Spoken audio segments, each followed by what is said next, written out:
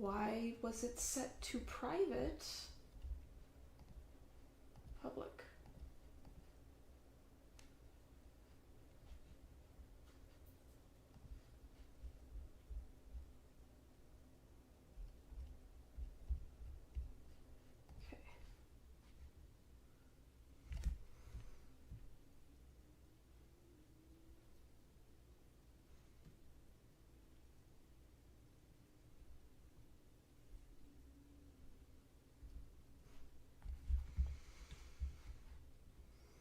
Motherfucker.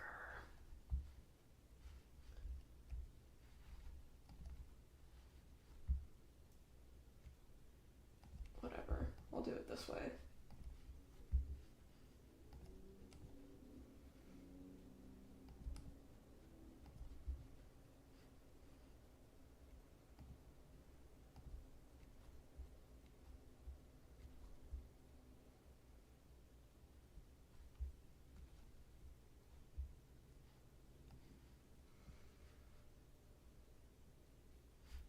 Well, that's annoying.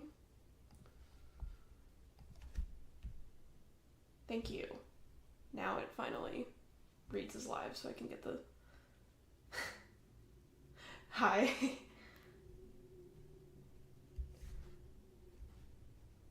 No, not yet. So I'm gonna show the layout real quick once I post this.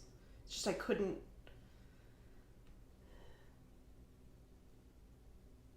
Because I've got the media that I was tweeting on my phone. So, there we go. Hello. Okay.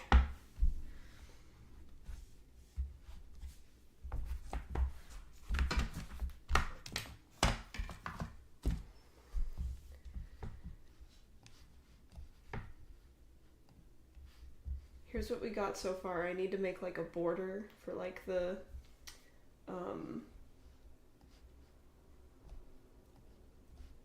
webcam, I think. Give it some contrast. I'm not quite sure how I should have...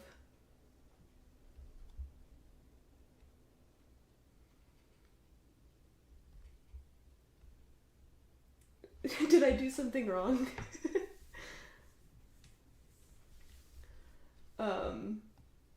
But yeah, I'm thinking have the whatever media up kind of like this. That way you can still see the splat over here.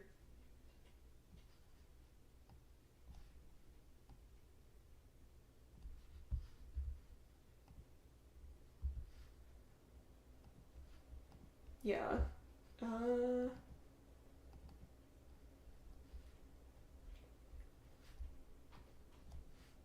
it give me... No, not that. Webcam.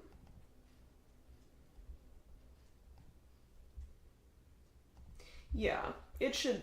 That shouldn't be too difficult to do. I'll just have to do that offline sometime later tonight, probably.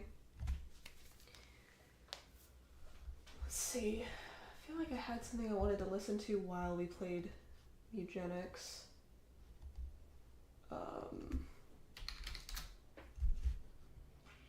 Yes, leave tab. Oh my god. Okay, so that YouTuber you linked to me, Coop, he has a series on Erica Kirk. I have to know. Oh, right. So like within OBS. Oh, okay. Yeah. I can try that real quick. Let's do text. Webcam border. Put that in caps.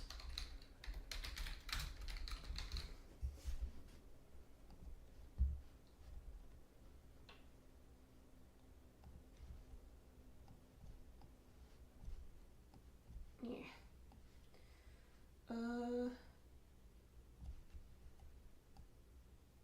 Let's see what like a medium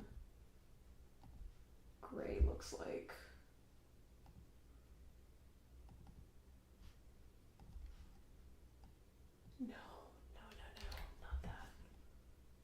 give me... Oh my god.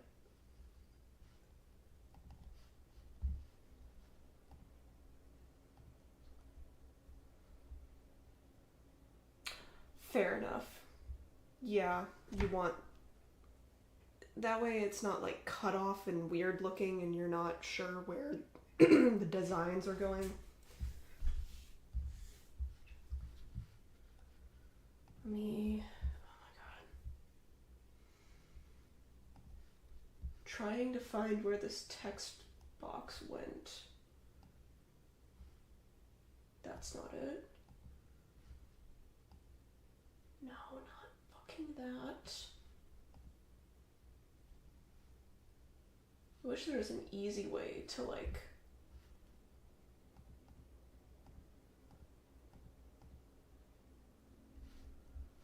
Hold on a second.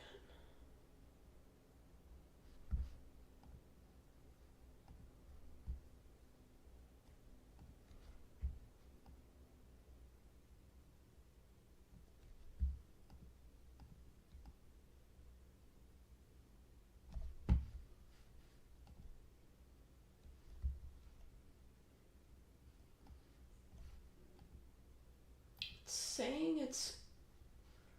I'm so confused. Not that. If I bring it down here, will I see it easier? Fucking hell.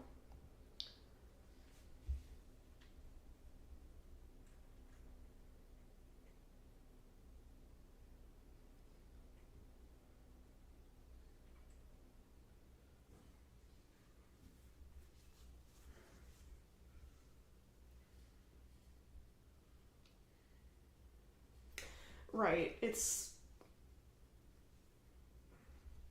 Because, like, especially with, like, how my walls are white and stuff like that, it's just gonna give it some contrast. 1 second.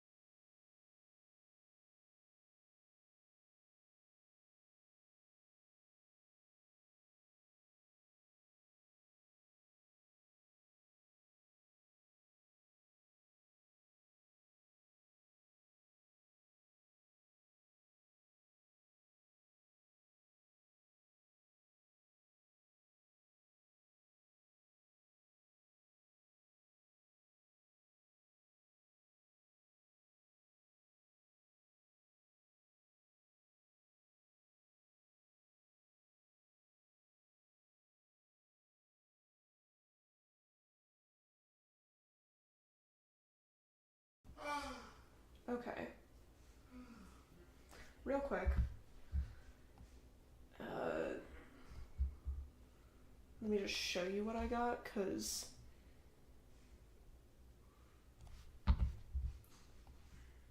Is it showing... Oh my fucking god.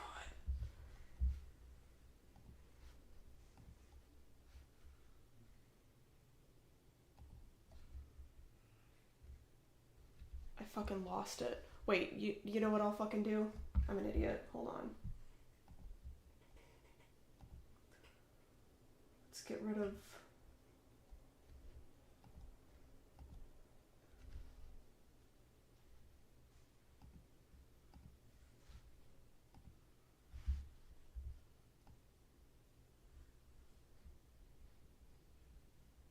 That's not the...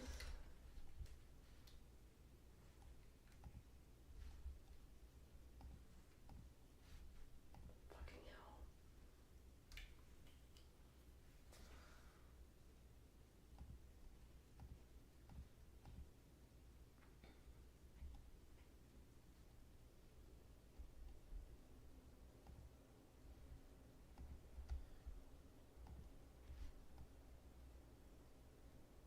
That's what that is.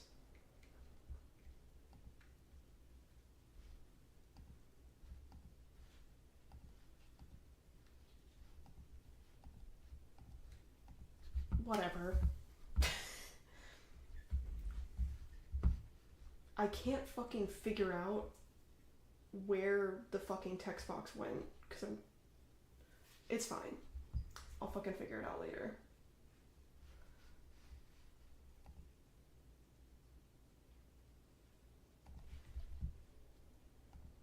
Okay.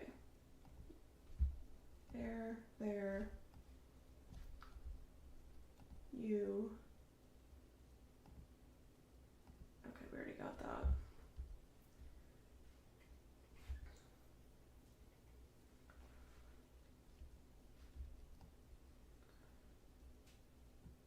I'm just gonna have it like that for now. I think that looks good. Good enough.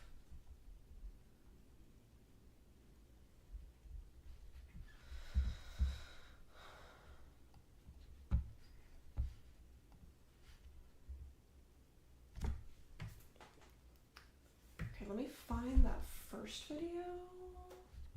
Coop. I'll have to open it in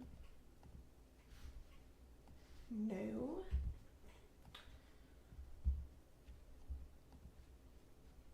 Me.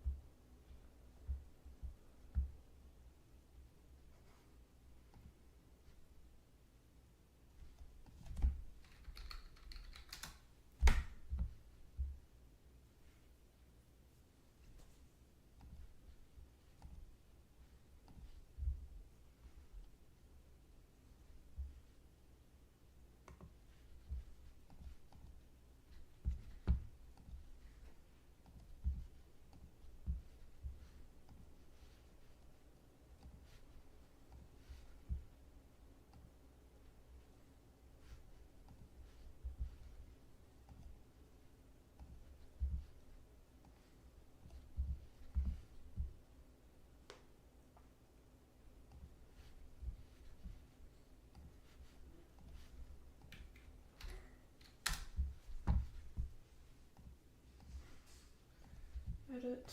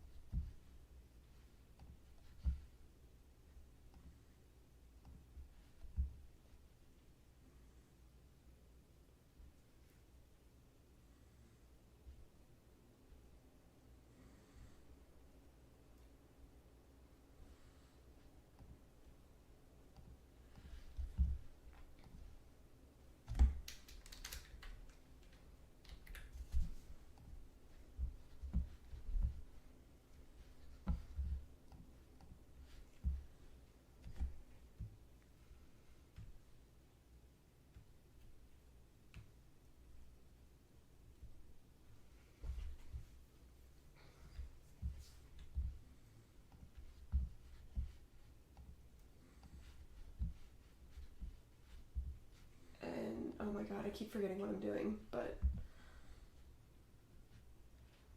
we'll do another.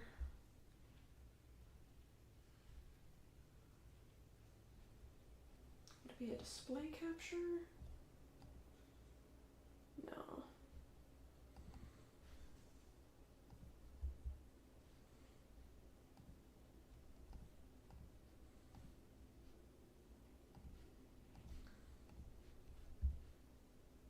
We have that.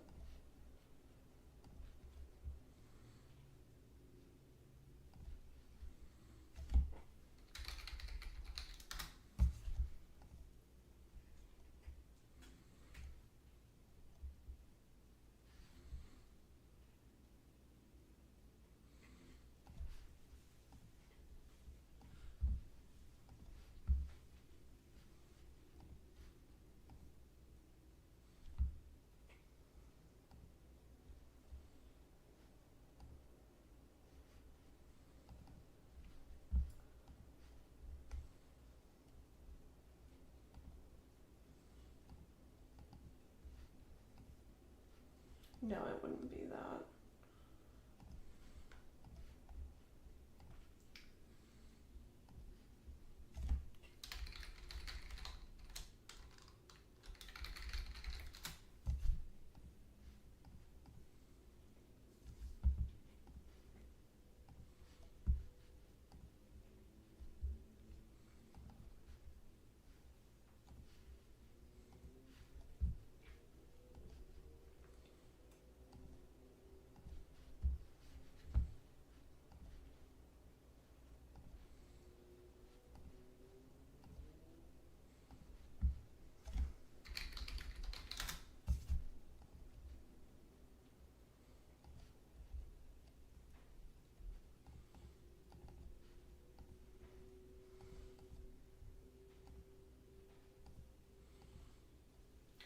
No.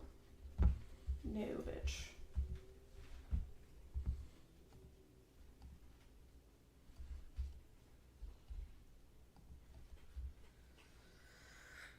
One of these days, I'll figure out.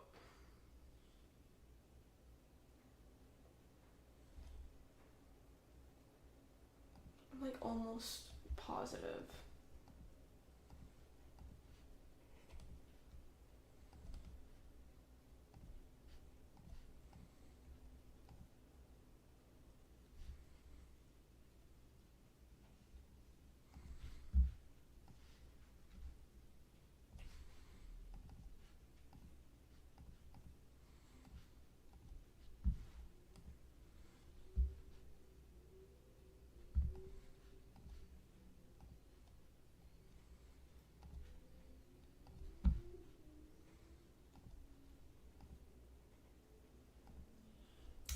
There we go.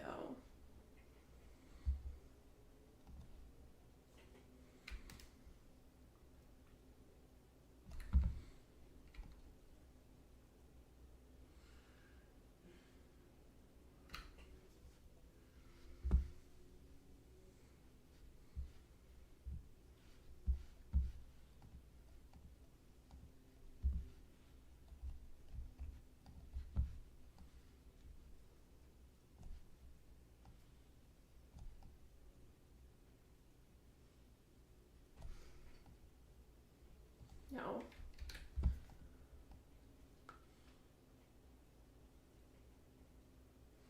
This is a 25.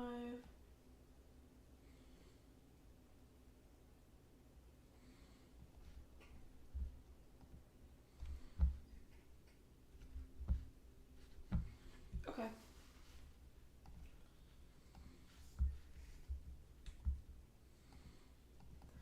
I know, it's so much fun to make designs. I had one that I was really proud of for a Photoshop class that I did, where it was, if I could find a way to share it, I probably will. But it was like, make a musical artist like tour poster and try to get it to fit that person's aesthetic. So I chose the band Susie and the Banshees, even though like they play live still, but you know, it's not the same. But I made like a really cool like composite photo like filter look, so it was like kind of like how the splatters look, where it's got those rough edges, and like taking like photos of them performing and stuff, and then putting that filter over it, and it was very like it was kind of like it was like this with like the really bold colors, and I made it like black, white, and purple, and it looked really good. It was so much fun too, especially like what I love doing is taking text boxes and like skewing it and like pulling at it, and you can get some really interesting looks depending on like the font you use. So that was a lot of fun to just kind of like micromanage little things and make it look exactly the way I want it to.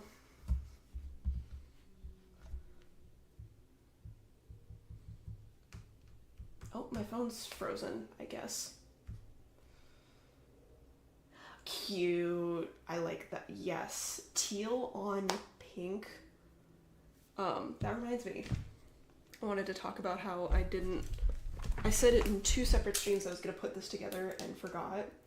So I got a bunch of Oni Plays merch, including their 2 Please Be Patient hats, and then I got a couple t-shirts. They were like late Christmas presents to my boyfriend and our friend, and they have their merch site is Shark Robot. They've got really good merch, and they sent a nice sticker. And then, like, the package for like all the stuff came in like January, and I kept forgetting to like open it up. And then like a few days after I decided to finally like give the presents, like a month after they arrived, because it was pre-order stuff, another package from Shark Robot came in, and I was really confused. They sent us an extra Tomar plush, the one with the hat. So now we have 2 of them, and my boyfriend gets to have one on his desk. We have 2 Mar. But yeah. But anyways, what I was saying is like the Vice City, Miami, like 80s color palette. I love that shit. Like the it's like the design that was on the cups, the white with like the blue and then the squiggle. Oh my god, what is that fucking called?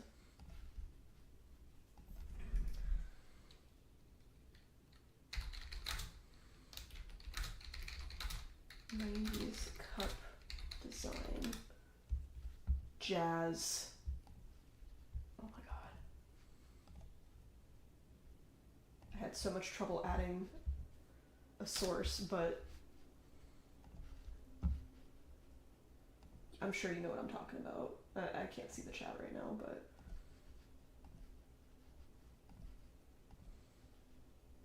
this shit gets, that's a really bad resolution, but this shit gets me so fucking horny, dude. I just, it's so good. Why did I remember yellow in the design for some reason? Like, yellow is a good tertiary color for this, but I guess I was thinking of the white, probably.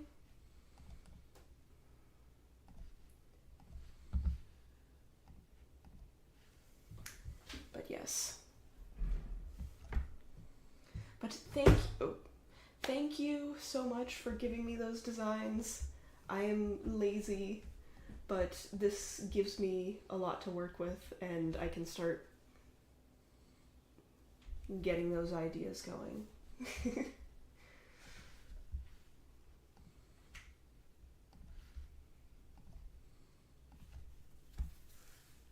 Okay, I am going to play that video now, and then we can start playing Mewgenics.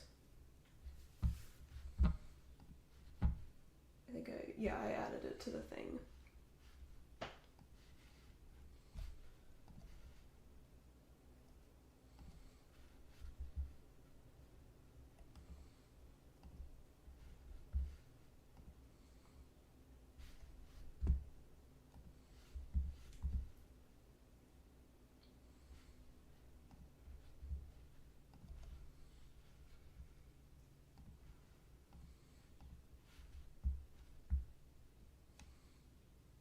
Exactly, yes.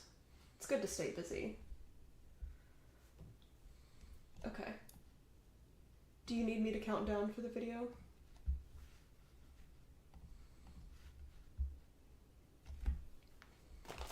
Also, I've got some snacks with me.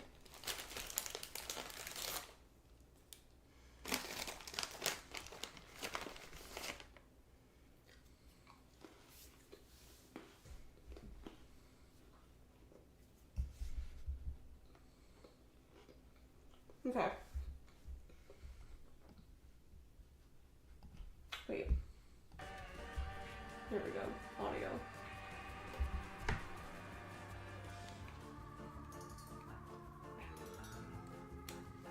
Bitch.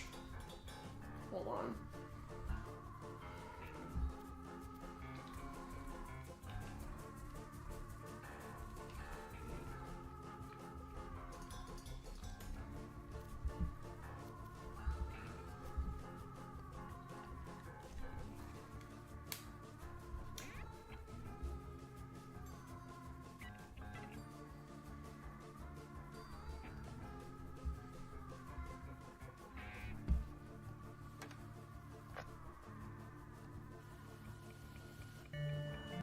Began a nonprofit named... You're hearing the video, right? Because I'm not. You quit out of Mewgenics real quick. That way I can see my... Yes, because I did not switch over, so I can't hear it through my shit. Never mind.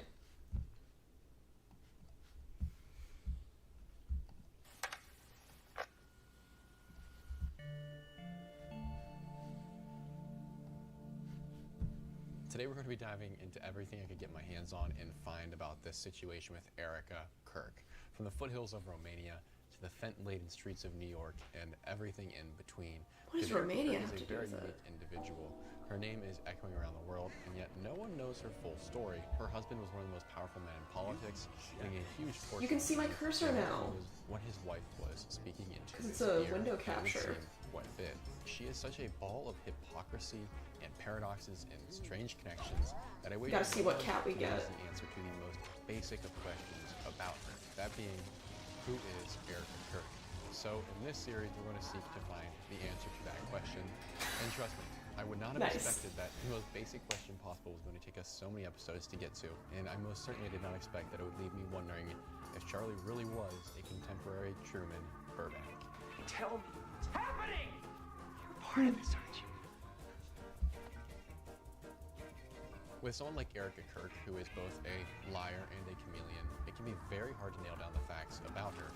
From the years of 0 until her mid to late teens, very little is known about her, but we are going to go over the basic facts we can ascertain before moving ahead. On November 20th of 1988, she was born to Lori and Kent Francevy in Ohio. Her parents would divorce not too long after Erica was born, some stating within the same month that she was born, which is odd. After this, Erica lived with her mother, Lori, in Scottsdale, Arizona, and at the age of 17, Erica began a nonprofit named Everyday Heroes Like You, meant to serve orphans domestic and abroad, an organization that has since gained quite the infamous reputation we shall touch on as we continue. I was so sleepy when I stopped playing. Regis University in Denver, Colorado. For some 2 years, Bree discovers a partially buried treasure chest and digs it up. Bree got Anarchist Cookbook. Eventually graduating from Arizona State University, and she graduated with a degree in political science and international relations. During her last year or so of school, Erica, despite no confirmable experience in the pageant world, decided to take a swing at pageantry, entering the Miss USA circuit. Erica competed in 2010. I'm summoning them, but do I Miss Arizona, which then allowed her to compete. Decide where they go, or do they go to a random spot? Really bizarre, but that's what I'm wondering, because I don't want to kill my own cats. Now, these are just the facts as they stand. From that point on, Erica spent some 5 odd years living in New York, allegedly dating no one, which is a lie that we will also touch on. And during this time, though, she's building a clothing brand named Proclaim and having a devotional podcast named Midweek Rise Up. In 2018, she was with Charlie Kirk, and in 2020, they're engaged, and in 2021, they get married. Allegedly, they have 2 children as well, and that, as it stands, is the very basic level about Erica Kirk and her timeline. So now we can go on and add some color and really get into the interesting bits of information. Firstly, Everyday Heroes, the organization which Erica supposedly started to help children. It has been a jumping off point for many calling into question who Erica Kirk actually is. We'll level someone up. Understandably so, as we shall see. And I'm sure if you've done any research on Erica Kirk, you've probably heard Was of it stupid to invest in a cat with mutations? Yes, it was.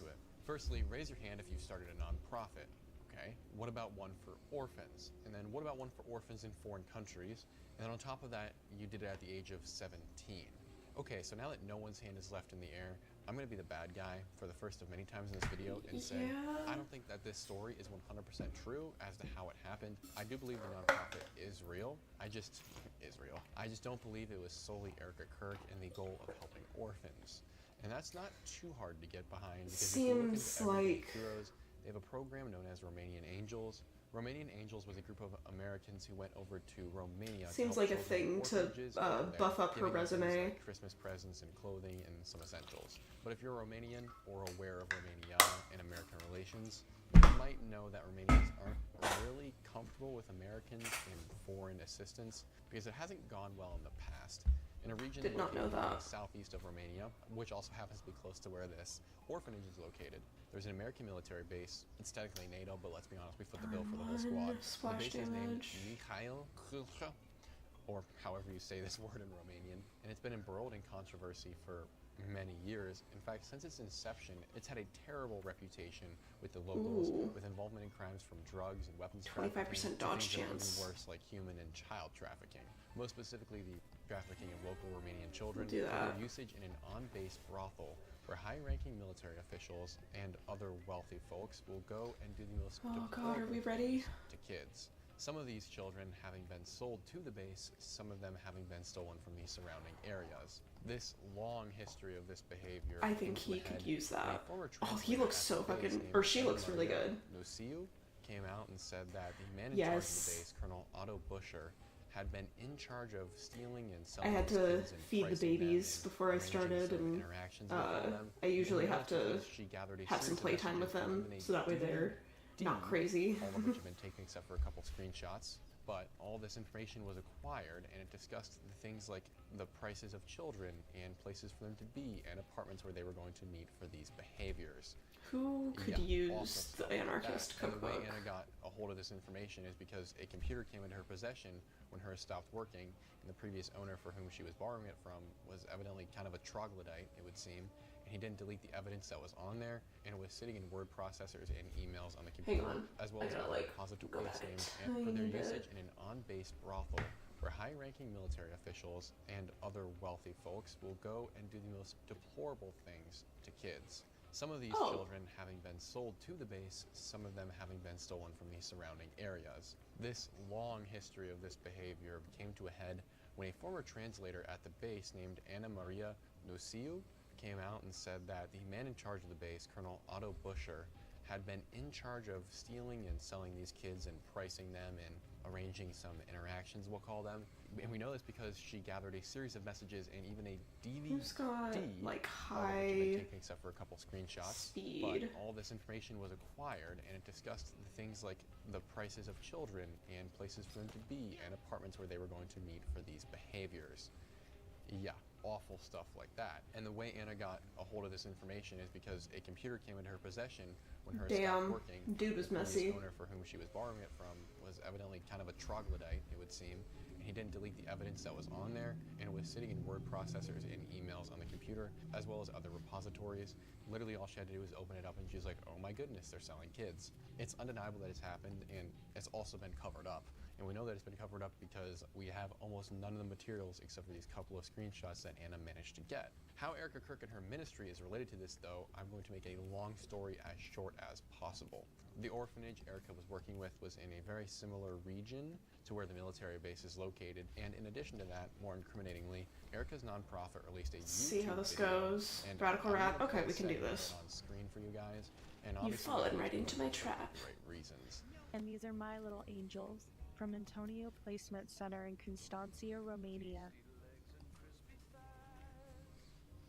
Our goal with the Romanian Angels Project was to show these children the true American heart during the holiday season.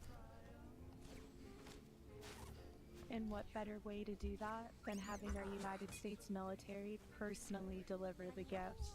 Seems relatively normal, besides the weird voiceover that I hope I was able to show you guys. But what's undeniable is that to make an event like this possible would require some serious connections.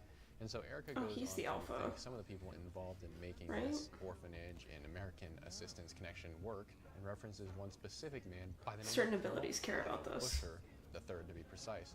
Busher is about as rotten as they come. He was mentioned previously as the one that this translator called out very specifically as being in charge and being the ringleader for this child trafficking ring. And this would then mean that Erica's organization was in direct contact with a fellow who was being accused by countless children and Romanians as being involved in these illicit operations involving children. And make no mistake, we aren't talking about some people who feel this way about the American military, but we gather that a ton of the Romanians in this region, in fact possibly even the majority of Romanians, feel this way, that the Americans have an awful presence there, that they do terrible things to the children, that they are a part of these trafficking rings. That's kind of the public sentiment over there. Granted, these are poor areas, so it's a little bit hard to get the most recent information. And if this seems outlandish to you, Romania is by no means the only country reporting these things. Just research the company on screen now.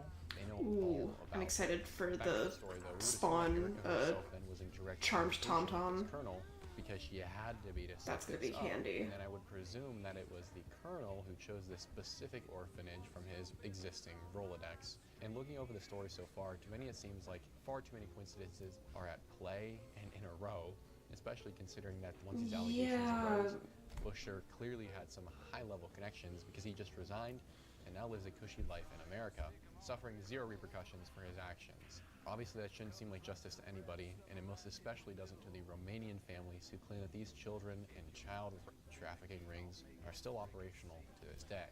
Like the translator who connects this ring to the disappearance of two Romanian girls named Alexandra, something Romanian, and Luisa, something also Romanian.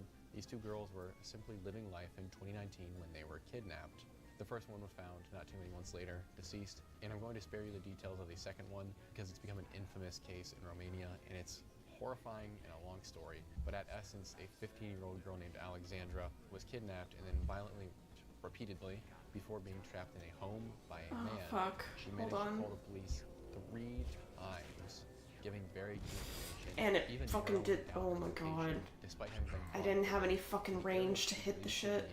Based on what she heard while she was in the van. And the police told her that they were too busy or they didn't care and that they had other calls. And for all intents and purposes, they left her to die. And I'm being serious. Alo, bună ziua, bună ziua. Vreau și o legătură cu poliția. And it truly would end up with her deceased because although we're not 100% certain that she actually was deceased, she could be in a trafficking ring, we do know that there is a barrel on the man's property who abducted her, and all that was found of her were dental pieces. So take that as you may. Why a story like this is important. Although we're not 100% certain that she actually was deceased, she could be in a trafficking ring, we do know that there is a barrel on the man's property who abducted her, and all that was found of her were dental pieces. So take that as you may. Why a story like this is important to bring up in relation to Erica Kirk is that many Romanians speculate that something bigger is afoot with cases like this. And really, most prominently, the translator puts this story forward because she's seen all the information and she would know. Which basically insists that these two girls were taken as part of a human trafficking ring, which are at large in Romania. Now that's not 100% unsurprising. In fact, a lot of the community think that this guy was a patsy for a larger operation, but the translator goes on to say that these girls might have been abducted into one of these on-base brothels and sold to men. And to add a little bit of color to that point, it's not like these girls disappeared from a part of Romania that was particularly far from American military presence. In fact, the places they disappeared from are no stranger to the American military and foreign involvement. And so keeping that in mind and the fact that there are many of them operating in Romania, doesn't take much to think that something must be going on here. In fact, there are many essays you can read just about the horrors of what's happened with orphanages in that part of the world. But back to the story, not only did the police refuse to go and assist Alexandra despite her calling 3 times from the captor's house, they also waited 19 hours to investigate the house where the calls came from. And it's known in Romania as an obvious example of government corruption and possible covering up of these rings. That's all I have. No one seems to know why precisely the police would have waited so long, because a corrupt police force wouldn't want to make it that obvious, right? And here's where I introduce a little known but very interesting fact that in 2001, Romania was strong-armed into signing a deal which precluded this shit wasn't gonna work out. investigating U.S. military crimes conducted on Romanian soil, and that would include cases of child trafficking occurring in proximity to U.S. military across the nation of Romania. So So basically, any crime committed by a U.S. military member or relating to the U.S. military, the Romanian government has zero authority to investigate. And then I want to add in here again with that in mind, that the Romanian police not only ignored this girl's calls, but then waited 19 hours to go to the scene. And it seems a bit odd, and I'm just speculating that 19 hours is more than enough time for a military investigation team to clean up the crime scene and make it seem like nothing really happened there and dispose of whatever evidence might have existed. And so with all that in mind, I must ask why Erica Kirk, this specific man, was involved in massive organized child trafficking rings to help her bring gifts to a foreign orphanage for foreign children while being a child herself. After all, like most of you, I can count on 0 fingers and toes how many international child traffickers I know. And I also can assure you that I would never go to that person for help with a child-related matter. And if somehow, in all honesty, I didn't know that someone I had worked with in the past was a PDF file and an international child trafficker, when I did find out that they were such a evil individual, I would denounce them publicly, especially when I have a massive public presence and could even get him strung up since I am buddy-buddy, or in some cases, very buddy-buddy, as one might say, with the President and Vice President of the United States. In fact, I would say this would especially be the case if I, being Erica Kirk, claimed to be so dedicated to the service of children around the world.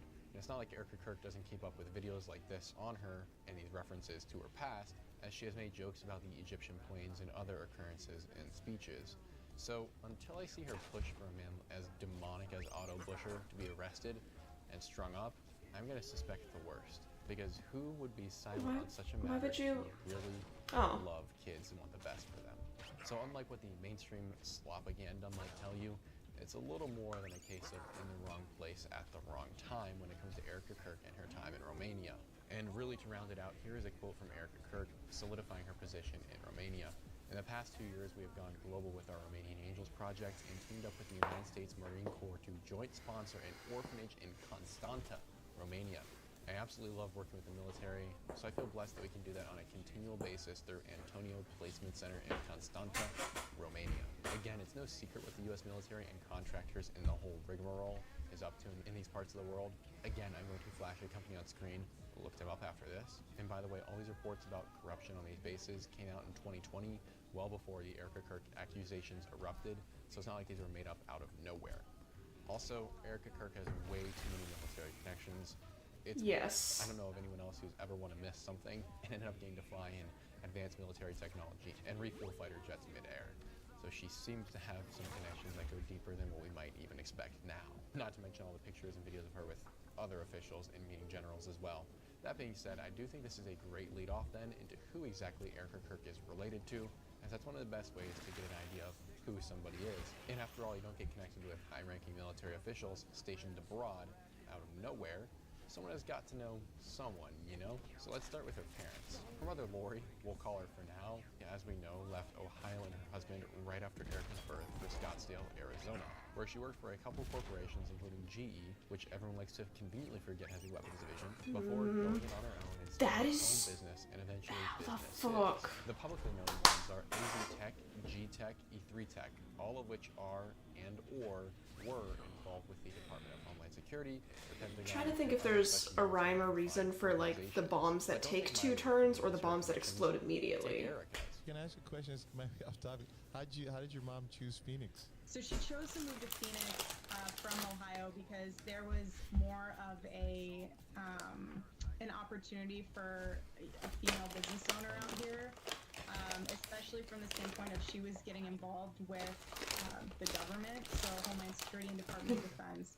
And Fuck you. She had other business partners that were out here that were already in that industry. Yeah, I bet you did. One that was a mentor of hers, so it was really convenient to be able to come all together in one place. But then again, that may just be a teensy-weensy part of the puzzle, because Erica's mother is not only known as Lori Francevy. I know, gasp, shock. She has, according to a number of data scraping sites, gone by 7 to 8 different aliases, which doesn't really make sense to me. She was never married again, insofar as we are aware. So after her first husband, she should have gone back to the maiden name, right? But for some unknown reason, she didn't. She kept her husband's last name, whatever. because even that in mind, it wouldn't explain all the other different last names she's had, as well as a bunch of the other middle names that keep shifting that she has as well. 7 to 8 names of various kinds with different middle names and last names sounds a lot more like someone trying to cover up their identity than anything else. And also, so you know this isn't a glitch, multiple alternate tools confirm that there are these various shifting names belonging to Erica's mother, all being tied to the same address where Lori lived the whole period in question. Even strangely, Lori makes another appearance somewhere at first entirely unexpected. How much food do I have? By Snowden, I have no list food. of NSA employees. And lo and behold, a name almost identical to Erica's mother is on that NSA employee list. But Cooper, you say, it's not exactly the same name. Maybe it's someone else, right? But no, if you follow the address, I'm not including for the sake of common decency, it leads back to the home of Erica Kurt's mom during the time she was living there. And considering that this is an NSA document, maybe then Lauren Fransby is Erica's mom's real name. Despite the fact that everywhere lists it as Lori, and since we already know that Erica's mom has these publicly listed corporations, I thought we might try and find something else by looking for Lauren Fransby and if she's connected to any other businesses. And so I began searching under the name Lauren Fransby and found relatively quickly a very outdated listing for something known as G-Tech Industries, which was supposedly sold in 2018 for around $500,000. And yet there seems to be no evidence of any customers this business ever had, or money ever being made, or even a product being sold. And what's even stranger is that this listing appears to be a fluke. It's an old repository from the government system Edgar for searching all sorts of government documents, including business filings. And when you search for G-Tech on some government websites, you either get no results or a 404 forbidden error. Now that's odd, some might even say very odd, that unless I'm doing something incorrectly, which has happened once or twice, methinks the government might be trying to hide something or keep something quiet about this company. But other than that, I did not see any other leads on G-Tech Industries. Oh yeah, except that I did. I recognized one of Lori's pesky little name swaps. Shinglebop. This is registered under Meow. Lauren Fransby, not Lori Fransby.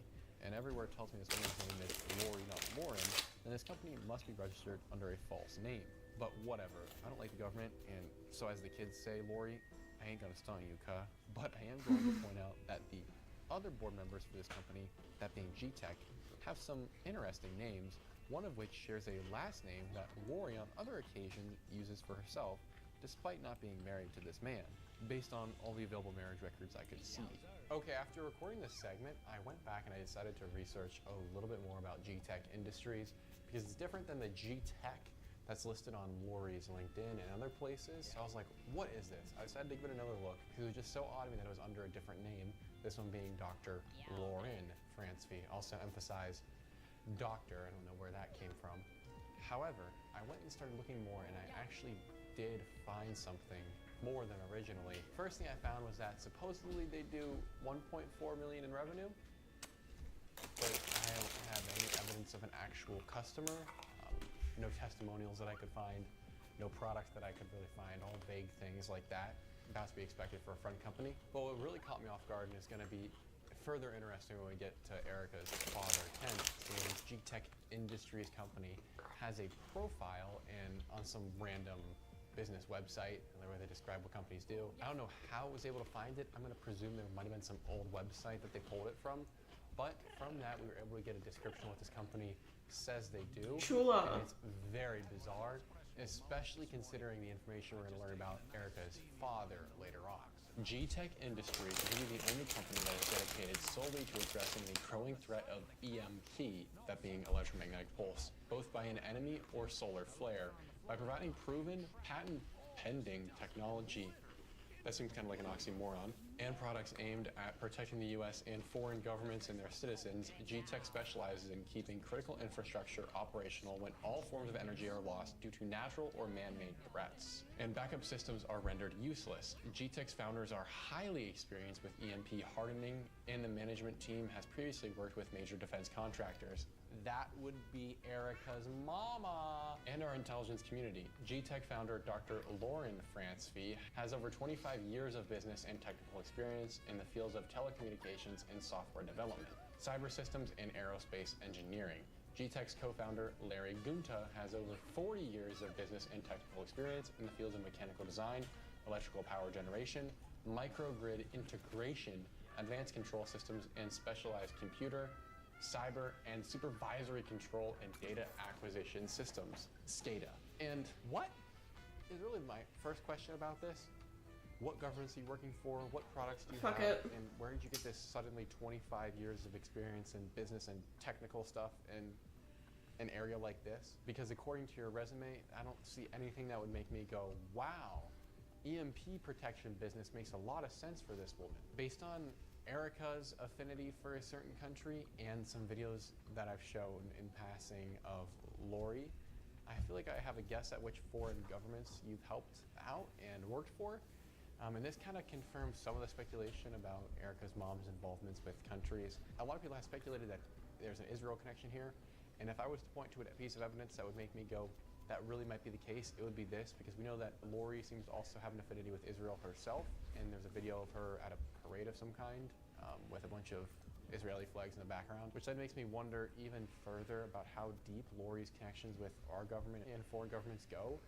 And then Erica's connections herself, like, what's going on here? And why is there a G-Tech and a G-Tech Industries? And why do we have a Lori Francevy and a Dr. Lori Francevy?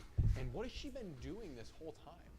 And to find that out, I tried looking up this company more, G-Tech Industries, and not just G-Tech. And I actually did find something. But first though, before we get to what I found, because it's kind of crazy, the primary industries that this company is listed as for is household goods, manufacturing, nonprofit and charitable organizations, and just organizations. So they seem all over the place, and it doesn't feel like anyone really has a firm grasp on who these people are or what they do. I was also able to find out on a listing that 10 years ago they raised $490,000 in investment money. Not sure where that money came from. And the website says it's undisclosed investors, but it was all from one source. So possibly the government funneled them money. But keep all this strange EMP company stuff and unknown sources of money in mind when we discuss Erica's dad later, because there's a weird parallel that's forming with these two. I also, though, when researching, was able to find a video, an advertisement of some kind for this G-Tech Industries that was actually listed under a completely different name. And it's basically supposed to be a demonstration or a description of their product from these two old dudes, but these old dudes have no camera presence and seem really nervous to be on camera. I would be too, because what they're trying to sell is a briefcase and say it's EMP proof.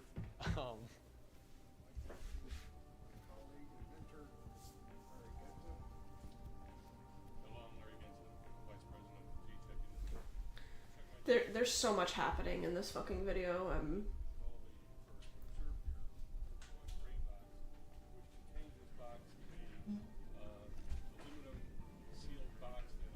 My boyfriend's getting me garlic parm fries from our favorite burger place.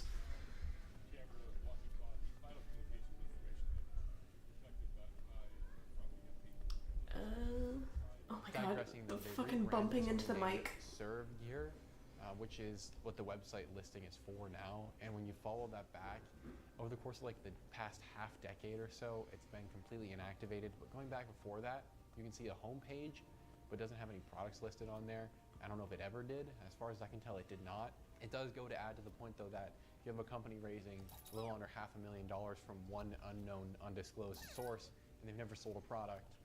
Kind of just seems like a funneling of money operation or a front company of some kind, especially considering Lori's history, we'll call it, with other governments and our government. That makes sense, It is nice I to think. see people admitting that they are deeply government connected and not wasting our time. Okay, I'm done yapping to the camera now. Let's get back into the video. But it seems like there's a different story beginning to form.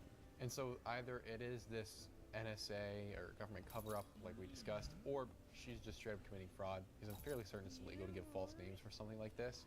But what do I know? Besides all that info, while on her mom's side still, Erica never Everyone's got seems to shit mention her health. maternal grandparents, and even uses the incorrect Swedish terms for grandpa and grandma in old posts of hers, making who exactly her family is, at least on that side or that part of that side, indecipherable at best, which is convenient for later and things we shall discuss, because it muddies the waters a lot. Like a lot. Imagine if you could make one half of your family truly obscure at best, or completely indecipherable at worst. Who and what you are related to would be impossible to distinguish, and so remember that for later. My bad, where are my manners? Pretty please. However, this would only be the first half of the familial equation, So let's review her father, Kent Fransby.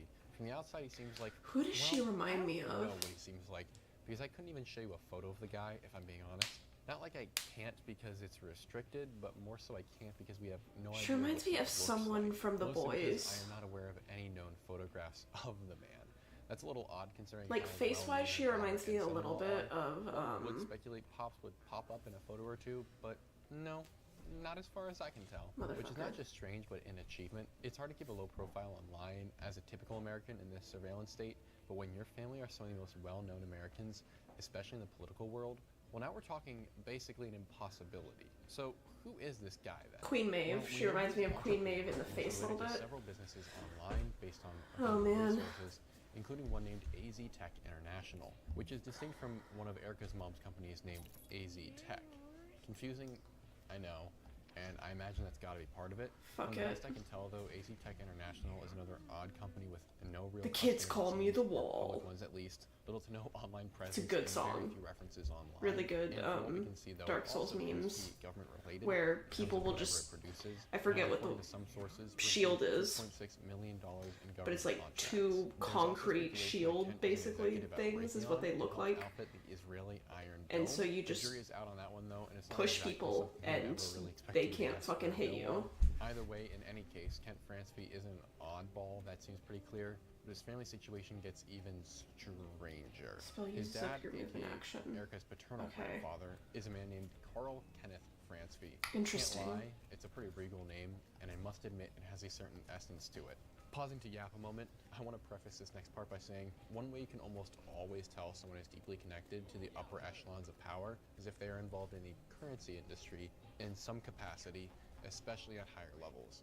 And therefore it should be to no one's surprise that Carl was vice president of manufacturing for American Banknote Corporation, a company nearly as old as the United States itself, which is involved in the production of currency and making it more counterfeit resistant. Yes, that is about as close as one can get to money without literally being the printer. Furthermore, he was an elder member of the Swedish Order of Vikings, which is at essence a Freemason adjacent fraternal organization, try saying that 10 times fast, showing much of the oddballness therein that we have come to expect of a Mason or Masonic-esque organization. And he was also so well regarded in his life that the King of Sweden, Carl XVI Gustaf, I need to go back, I'm sorry. Fransby. Can't lie, it's a pretty regal name, and a $1 million in government contracts. There's also speculation that Kent was an executive at Raytheon and helps outfit the Israeli Iron Dome. The jury is out on that one though, and it's not exactly something Yeah, anyone would expect to that's- get a yes or a no on. Either way, in any case, Kent Fransby is an oddball, that seems pretty clear, but his family situation gets even stranger. His dad, aka Erica's paternal grandfather, is a man named Carl Kenneth Fransby. Can't lie, it's a pretty regal name, and I must admit it has a certain essence to it. Pausing to yap a moment, I want to preface this next part by saying one way you can almost always tell someone is deeply connected to the upper echelons of power is if they are involved in the currency industry in some capacity. Sorry. I want to preface I'm going back so many and I must times. admit it has a certain essence to it. Pausing to yap a moment, I want to preface this next part by saying one way you can almost always tell someone is deeply connected to the upper echelons of power is if they are involved in the currency industry in some capacity, especially at higher levels. And therefore it should be to no one's surprise that Carl was vice president of manufacturing for American Banknote Corporation, a company nearly as old as the United States itself, which is involved in the Damn. production of currency and making it more counterfeit resistant. Yes, that is about as close as one can get to money without literally being the printer. Furthermore, he was an elder member of the Swedish Order of Vikings, which is at essence a Freemason adjacent fraternal organization, try saying that 10 times fast, showing much of the oddballness therein that we've come to expect of a Mason or Masonic-esque organization. And he was also so well regarded in his life that the King of Sweden, Carl XVI Gustaf, knighted him for promoting, quote, American and Swedish relations. Well, if that reveals anything for certain, is that I guess we should be calling him Sir. But in any regard, it seems like Erica isn't quite the product of a typical American home, as we have been told. But it's even I more got some bizarre to hear pretty good because Erica's dad passives. also seems to have owned some preparedness company, as discussed by Erica in an Arizona article Yeah, why from not? years back, which more prominently with the increased Erica questioning has become more well known for its bizarre advertising. And by preparedness company, I mean prepping for EOD. Before I get ahead of myself though, Let's just watch the advertisement that her father uploaded to his YouTube channel. I'll play some snippets of the clips for you guys. It's actually a pretty long video, so I'm not going to play all of it. Obviously, though, I had to take out the audio.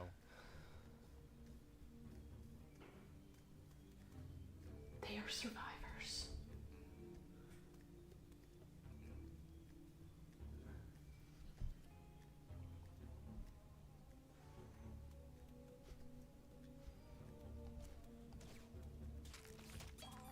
And in case we were concerned that this was a video from a different Kent Fransby, you can't really make that argument seeing as Erica Kirk is herself in the video repping the set. First and foremost, it's never a great sign to have a high-ranking member of the upper echelons, or at least he appears to be, talking about the end of times, let alone trying to sell people on it. And from the video, it's pretty clear that this is predicting the collapse of the nation and a survival scenario. And I mean, there's nothing wrong with being prepared. I sure stay prepped, but this is not the action of a typical prepper. This feels like something far different.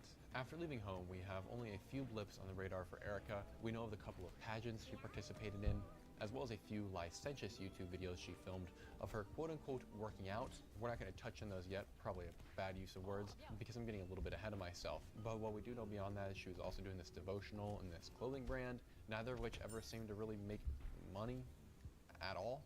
But open to being wrong there, if I'm being honest, because it's hard to find any evidence, but typically if I can find any evidence of that cash flowing, I know where my mind is going. So we're sort of at a loss for how Erica was living the high life in Manhattan, arguably the most expensive city in America, as well as one of the most expensive cities on Earth. She's going out for food, partying, drinking, as we'll see, which is a conflict for later. My bad, ahead of myself again. And having all of her bills paid, seemingly by magic, because she's not really doing anything. She's building 2 companies, but they are, as we said, seemingly unsuccessful. A version of pornography is one of the comments. It's the money. Someone's got to be using that money to be paying them bills. And so we have to try taking one last look at her family, but this time not at her parents, although they might have been involved. Instead, this time we're going to look at her roommate, which seems unexpected, but let's go. More than once, Erica Kirk has discussed how she dated no one during her 5 years living in New York until she met Charlie, which is an outright and easily disprovable lie, but that's for later. Erica says she really didn't want to date because of the following reasons. I'm not going to ask you your personal journey, but what I will say is when I lived out here, I was here for 5 years. I never dated here because I saw vicariously through my roommate how terrible it was. Somehow getting drinks was the replacement of having coffee and breakfast. I personally would rather have coffee or brunch with someone than going. I don't drink. I find it unproductive, not because I'm holier than whatever. I just don't operate that way. But I always thought it was very strange how she would go to drinks with one guy and then go to dinner with another. So it goes twofold here. So if you're expecting to marry someone that I was blessed with, like a Charlie, you have to be the type of woman that will attract a Charlie. This was one of the only interesting tidbits. I would like to deflect Charlie's, actually. Some of us go, huh, I wonder who that roommate is that was such a bad influence. And lo and behold, after scouring Erica's various social media platforms, my friend had a question about this weird thing that happened to them. It's that.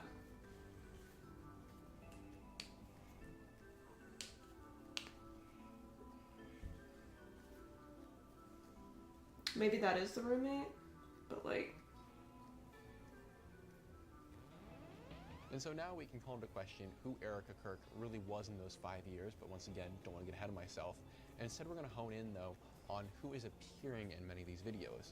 And based on a bunch of comments ranging as far back as 10 years ago on Erica's various accounts, we see a common thread that this same female is commenting on Erica's posts, and she just so happens to look like Erica's roommate, who appears in these videos. Heal another unit by 1 HP at infinite range. Is actually not just her roommate or soulmate or best friend, whatever she calls her.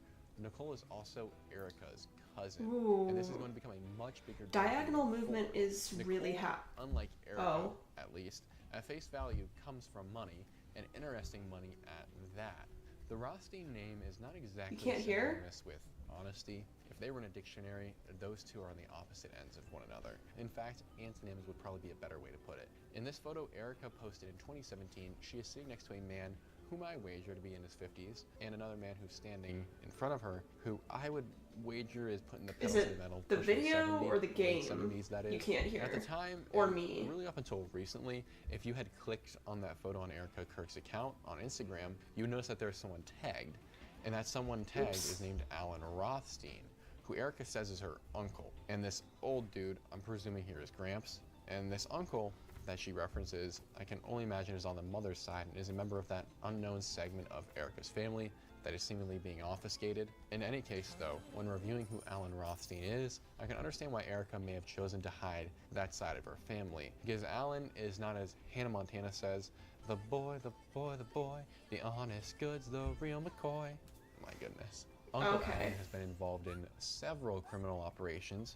For instance, there is a long case file which goes into detail about how Alan defrauded someone of hundreds of thousands of dollars. He was supposed to be a consultant, but was actually just an insider, kind of like a spy, and was just getting info and using his position to spend hundreds of thousands of the company's dollars doing nothing. And Alan, if you're watching this, just want to say, that's not cool, bro. Jerk move. The document then gets deep into legal jargon, but discusses tens of millions of dollars at one point and falsely claimed assets, and then goes into the realm where a lawyer might be mildly confused. At its heart though, Alan seems to possess the sticky fingers that his namesake is so infamous for, as we shall see.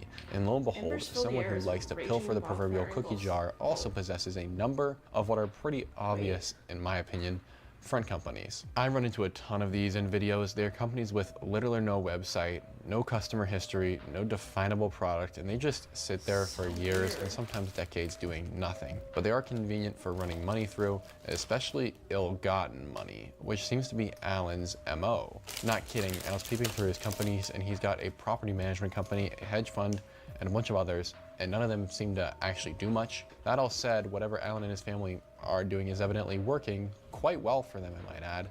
As Alan, though through a tool I use, I learned that Alan lives in a $13 million home. Not bad for a guy who seems to have never really worked a job or built anything himself. And that sort of cash also speaks to who was funding Erica's cousin Nicole, and possibly Erica herself, while they live the expensive Manhattan life, doing nothing of material value. Now let's jump another step into this family and hit up Carla Solomon, originally Carla Francevy. This is apparently Erica's dad's sister, so once again, the little info on the mom's side. Carla can be explained in the following words. From the YouTube commenter, Vivian Ballard 391 5 years ago. I'm not implying that she is only interested in the financial stability of men. However, it must be said that she avoids relations with impoverished men. YouTube really is a wonderful place. Thank you for that comment. In other words, Carla married a man about 29 years older than her by the name of Jack David Solomon. A 29-year age difference. Jack himself is a bit of a character. He's one of the few people who have been born in America that possesses such an immense affinity for Israel. And oh yeah, we're going there. Jack has been a leading executive, or simply the leading executive, at a plethora of some of the largest companies on Earth, many of which possess multi-billion-dollar evaluations and/or are simply government operations. For instance, for whatever reason, he was plopped into the chairman position of the board of directors for things like Federal Land and Development Corporation for 36 years, and Federal Research and Development, and Advanced Patent Technical. All sorts of things that when I'm reading it make me go, who are you really, bro? Especially because a sort of thing like that requires power, influence, money, control, and access, and gains you a lot of power, influence, money, control, and access. And for this next bit, I'm just going to skim through some of the organizations he's been highlighted as being a member of from his death website, although I assure you there are likely many, many others. Membership: National Directory Quality Operations Foundation, 1963 to 1966. Oh, no. He's a sponsor of the National Hospital of Denver. He's also the co-founder of the Israeli Armored Corps Museum. Patron or Chadash Orphanage Israel. Vice Chairman, California Democratic Council, 1966 to 1970. Candidate for California State. 1966, Director of the United Jewish Foundation, 1956 to 1967. Committee member for the Los Angeles Chamber of Commerce. member of the World Affairs Council, member of the President's Cabinet for the American-Israel Public Affairs Committee, member Las Vegas Chamber of Commerce. Oh yeah, that would be because he was a controversial casino owner. He was also the director of the Utah Shakespearean Festival in 1999 to 2000. Seems like a weird addition. He's also the member of the American Air Museum in Britain, a foundation member, the Armed Forces Commission and Electronics Association. Sounds powerful. National Aeronautics Association, International Association of Business and Professional, honorary. B'nai B'rith, President Club, Utah Valley State College. Yes, that's where Charlie Kirk was shot. President Club, Brigham Young University. President Club, World Jewish Congress, Life. 32nd degree Mason, Scottish Rite, Life. Yeah, so a lot of things should stand out to you there. The UVU, the massive ties to Israel, the powerful committees and organizations, and I could really out for a while just about the Israel connections alone and why that's weird. But if I have to tell you that, then you've probably been living under a rock and missed the dozens of red flags I just read.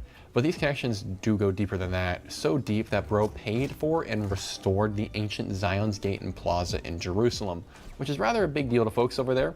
Needless to say, he's sort of a huge deal in that community, and he's also very clearly connected to the highest echelons of the government and business, and the people who decide if and what you shall eat. What an odd family member for Erica to have, considering I was under the impression she was a Christian girl from Scottsdale, Arizona. But if this all didn't elucidate you to the fact that we are talking about some seriously connected people, like I said, he's a member of this thing called, that I can't pronounce, it's a Jewish secret society named B'nai B'rith. It's a very unique organization, very secret society-esque, very Freemason-esque, which apparently is controversial because they claim it's antiseptic to say that they are Freemason related, despite having a huge portion of their founding members actually being Freemasons as well. So take that as you may. But whatever, toss that aside. We also know from that whole blurb Jackie Poo is a 32nd degree Freemason, which should be ringing bells for everybody. From the most unfamiliar with this sort of quote-unquote conspiracy theory world to the most familiar, the Masons are weird people. I've had personal experiences with them. I'm for sure on a list of theirs. That's a story for another time. But if you're really unfamiliar, putting it as short as I can, it's an organization that is a complete secret society. It's very occult. They worship Satan, but that's a point for another time. They have been known as global manipulators for centuries. Countries have banned them because of who they are, but they are known to use their wealth and intrigue to control nations and to shape the futures of people and nations, and may or may not, definitely were, in my opinion, involved in assassinations historically, and things like the planting of people into positions of power that allow them to exert further control and influence, and you know, the everyday stuff. But I'm sure none of that should sound even remotely familiar or be ringing true for the overarching Erica Kirk story, because that'd be weird. On top of all this, Solomon's also known for some immense scandals, including stock fraud, investor fraud, casino fraud. In fact, he built a casino and then got taken out of the CEO position because of his fraudulent activities. He wasn't allowed to be in control of the company anymore. All sorts of stuff like that. And make you go, huh, it seems like quite the character. And yet he amassed massive fortunes and got appointed to all these big companies and was also appointed to the government to very important roles. So it makes you wonder who he actually knew and who he actually was. But leaving those two oddball characters right in the dust, here's where things are going to get even loonier. Rothstein is not only a relatively rare name, making it more than not simple to trace, it's also an infamous name, most especially if you're a sports aficionado, specifically baseball. Let me explain though. Long before Alan and Jack were manipulating corporations, looting the masses, and stacking it up into their $13 million homes, let me reiterate, 13 million, that's sort of money only like a handful of people on Earth possess, so what's going on there? And I think I know the answer because there is a pretty clear progenitor to the Rothstein proclivity of purloining the populace's purse, and his name was Arnold Rothstein, a Jewish criminal who, it's widely asserted, fixed the 1919 World Series. He bet over $250,000, which at that time is an unprecedented fortune. Roughly $5 million today, but it doesn't really factor in for the lack of buying power and what all that means. He, in essence, made the bet, the wager, that Chicago would lose to the Cincinnati Red Stockings in the 1919 World Series. For color on who Rothstein is, he didn't come out of nowhere. Rothstein was a longtime fixer, or in other words, cheater, as well as financier of crimes of all kinds, from the least degenerate to the maximum degeneracy. But in this specific instance, with the 1919 World Series, he, through a series of payoffs and threats to, you know, people's families ensured that the Cincinnati Reds won, the people who he bet on, which is illegal for all sorts of reasons. Arnold, though, having friends in politics, let me reiterate, politics, the legal system, like judges, and the police, got off on all charges despite being the most obvious crime ever. Arnold is not a great guy to replicate or follow in the steps of, but he has become infamous enough that he even shows up in literature and movies, most specifically as a character in Mayor Wolfsheim in the not-so-great, kind of short-sighted and whipped Gatsby. You can also thank Arnold for most of the crime syndicates that formed in the intervening years after his death. Yes, he was shot to death. Surprise, surprise. And the modern day drug and human trafficking, etc. of today was in large part possible because of his initial funding of such crime networks. And so yeah, really a interesting guy in that family tree. But all in all, he's just an awful dude. But importantly, he's a Rothstein. And so here I'm going to say something. There's a missing link, and I think it's one of the most critical links possible. I hope you all can assist me here with it. Arnold Rothstein, likely resulting from his profession of, murdering people and causing crime, kept it under wraps if and how many children he had and where they lived. And so it's been very hard to really connect to who he is. But if you look down the family tree and at some of his siblings and all that, you will notice that there are more Rothsteins that continue on the family name. But they all do something very interesting across genealogy sites. And the genealogy sites themselves might be in on this. And the thing they do is that they redact the children of these initial Rothsteins. And so that makes it very hard, dare I say impossible, for us to know who are actually Rothsteins today and if they're 100% connected to one another. And so I ask you guys to help me out here to try and find these missing links to start building this family tree so we can officially connect Erica Kirk to these Rothsteins and to these known criminals and justice system manipulators, just generally bad people. And I imagine that they probably keep this quiet and are trying to hide their identities, especially if Erica Kirk is one of them, because it would be pretty obvious that we shouldn't trust these people, as there are generations of Rothsteins who have committed all of these heinous crimes, and to think that they would be in such positions of power today might cause the American people to go, we don't really want that, do we? But I don't want to yap too much, but we have this very obvious missing link, and it's hard to bridge those sorts of things when you cover up and when the family covers up all this information.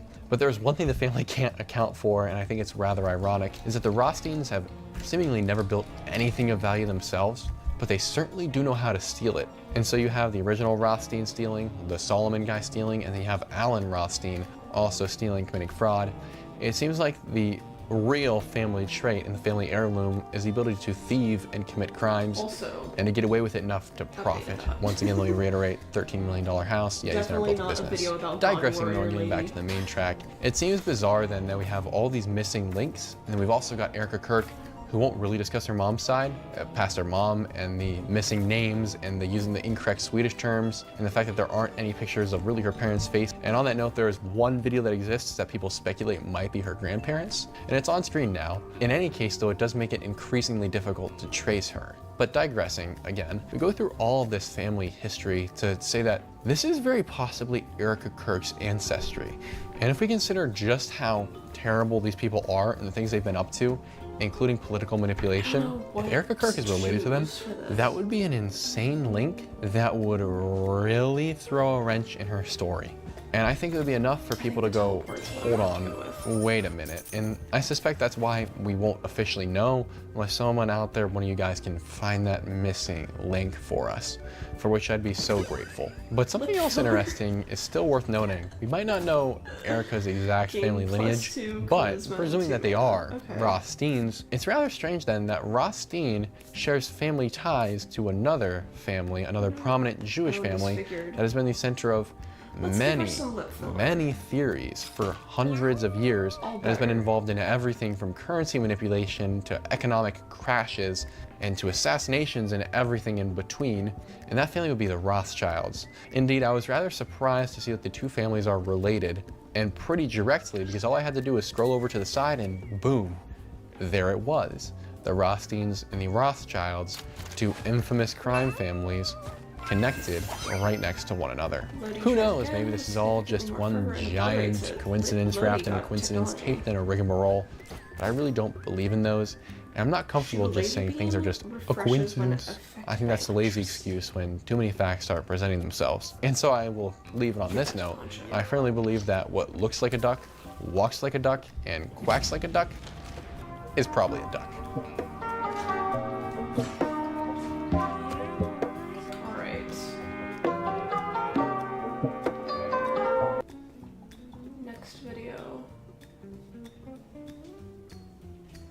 Nancy Guthrie shit is creeping me the fuck out because I retweeted, like,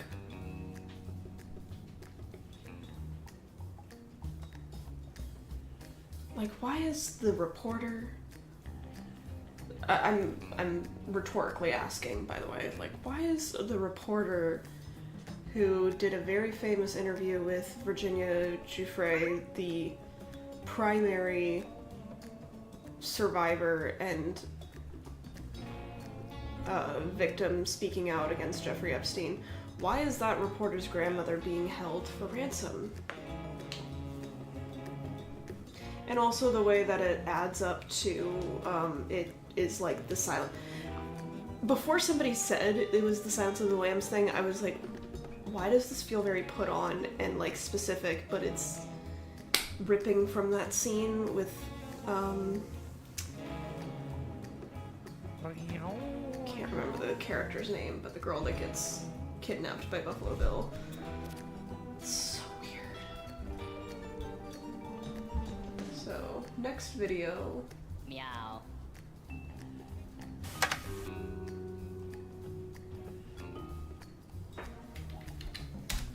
Next link is in the chat.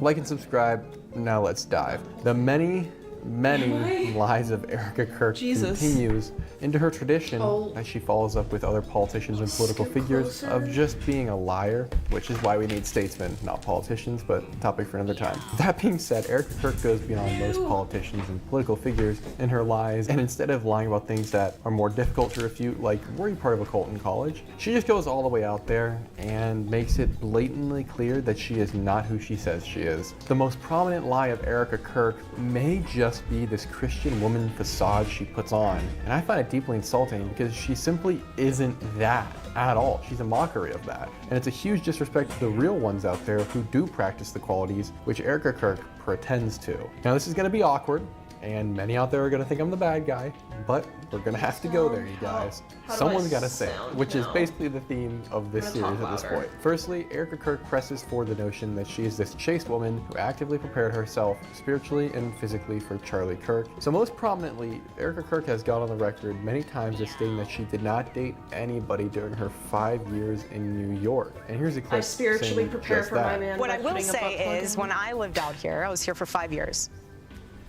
I never dated here because I saw vicariously through my roommate how terrible it was. That was my mindset. I was not in that headspace. And in the last episode, we discussed that this roommate who was evidently so terrible in terms of her street life, we'll call it. It turns out that roommate was her cousin, Nicole Rothstein, who is the heiress to a fraudster and a whole series of fraudsters. If you're confused about what I'm talking about, definitely go watch part 1. She actually ends up very likely being the progeny of one of the most infamous criminals of all time. Continuing though, it's also true that this whole thing of waiting for the right man that Erica Kirk says she got into was a complete lie. Firstly, Erica's in an episode of a show called Summer House, literally going on a date with somebody on a double date.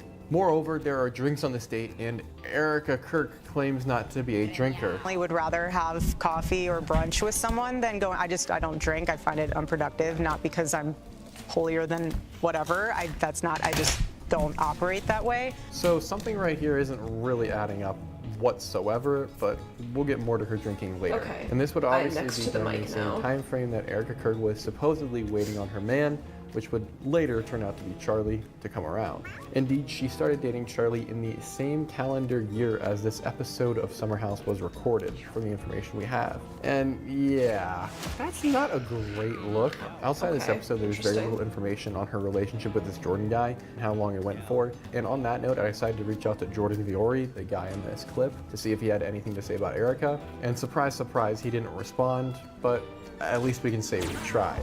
Quick interjection, sorry to ruin the flow. I found a video where they actually did go out on a date, so fair to say she did date him. Thankfully though, this is by no means the only man that Erica had a relationship with within this time frame she quote-unquote wasn't dating. So let's continue to the next man, a fellow named JT Massey. Massey was a baseball player, playing in the amateurs for many years before getting drafted to the Colorado Rockies. He seems like a genuine dude. I'm not going to knock him. He likely didn't have any idea what he was getting into with Erica. However, the reason we do know he got into something with Erica is that one, Erica references him in the Arizona Gazette article we mentioned a while back in the previous episode, where she discusses her dad's business. And for context, this article we're about to read a couple snippets from is Erica's description to a reporter about what her typical day looks like. In fact, the whole thing is a lie and these events occur on different days, but that's besides the point. Just another Erica Kirk lie, I suppose. But she says the following in this article about her other Rich people man, lying JT about their Massey. daily lives At 5:30 is p.m., nothing I have new, happy but hour with my yes. favorite human and best friend, JT Massey. Also, conveniently enough, my incredible boyfriend. Talking about everything from his day at the baseball field to the latest with his music group, Saving Southern. 11 p.m., if I can get my brain to turn off, it's bedtime. JT and I have a nightly prayer tradition where we take turns leading the bedtime prayer. Tonight's my night. Once we get off the phone, I set my alarm and get some rest for another unpredictable day tomorrow. This article, I mentioned it earlier, but I gotta reiterate, this is just a bunch of events that have happened in her life that she squished into one day. I think it's very disingenuous that she presents it as anything less than that, and it's definitely not her typical day, and it's just a little annoying. Digressing though, what we have here is a reference to a man that Erica calls her boyfriend when she supposedly wasn't dating, and another reference to Erica drinking, which she claims not to do. At least I assume she's drinking because that's what happy hour and going to happy hour implies to just about everybody on earth, I think.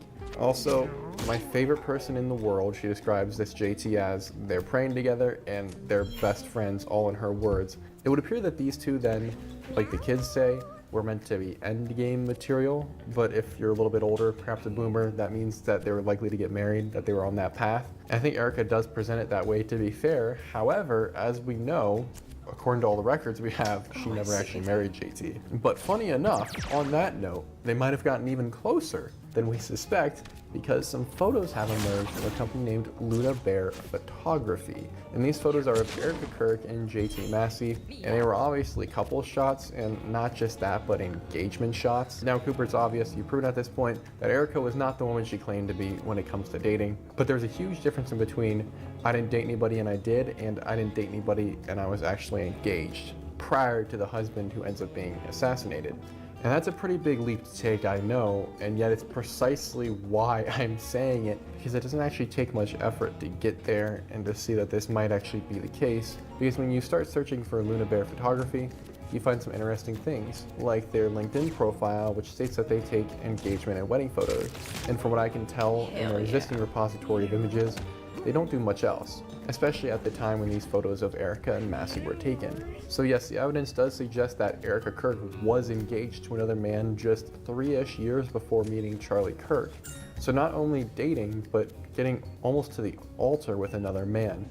So even further ridiculous when compared to her initial claim that she was just waiting on her Charlie. But it's actually even stranger than that. I went back hunting to find Luna Bear's Instagram, and funny enough, when you do that, you find it no longer exists. So in between the time people found the account and now, less than a month or so after this broke headlines, the account has been deleted and completely scrubbed and can't be found. That in mind, I did find some other photos that the studio was tagged in or that were leftovers from other accounts related to it. And we do know that the studio did once exist, so the photo is legitimate that we were shown. But also get a hold of this info. I uncovered that there's a new, never before seen as far as I'm aware, Erica Kirk photo from her behind the scenes before this photo shoot.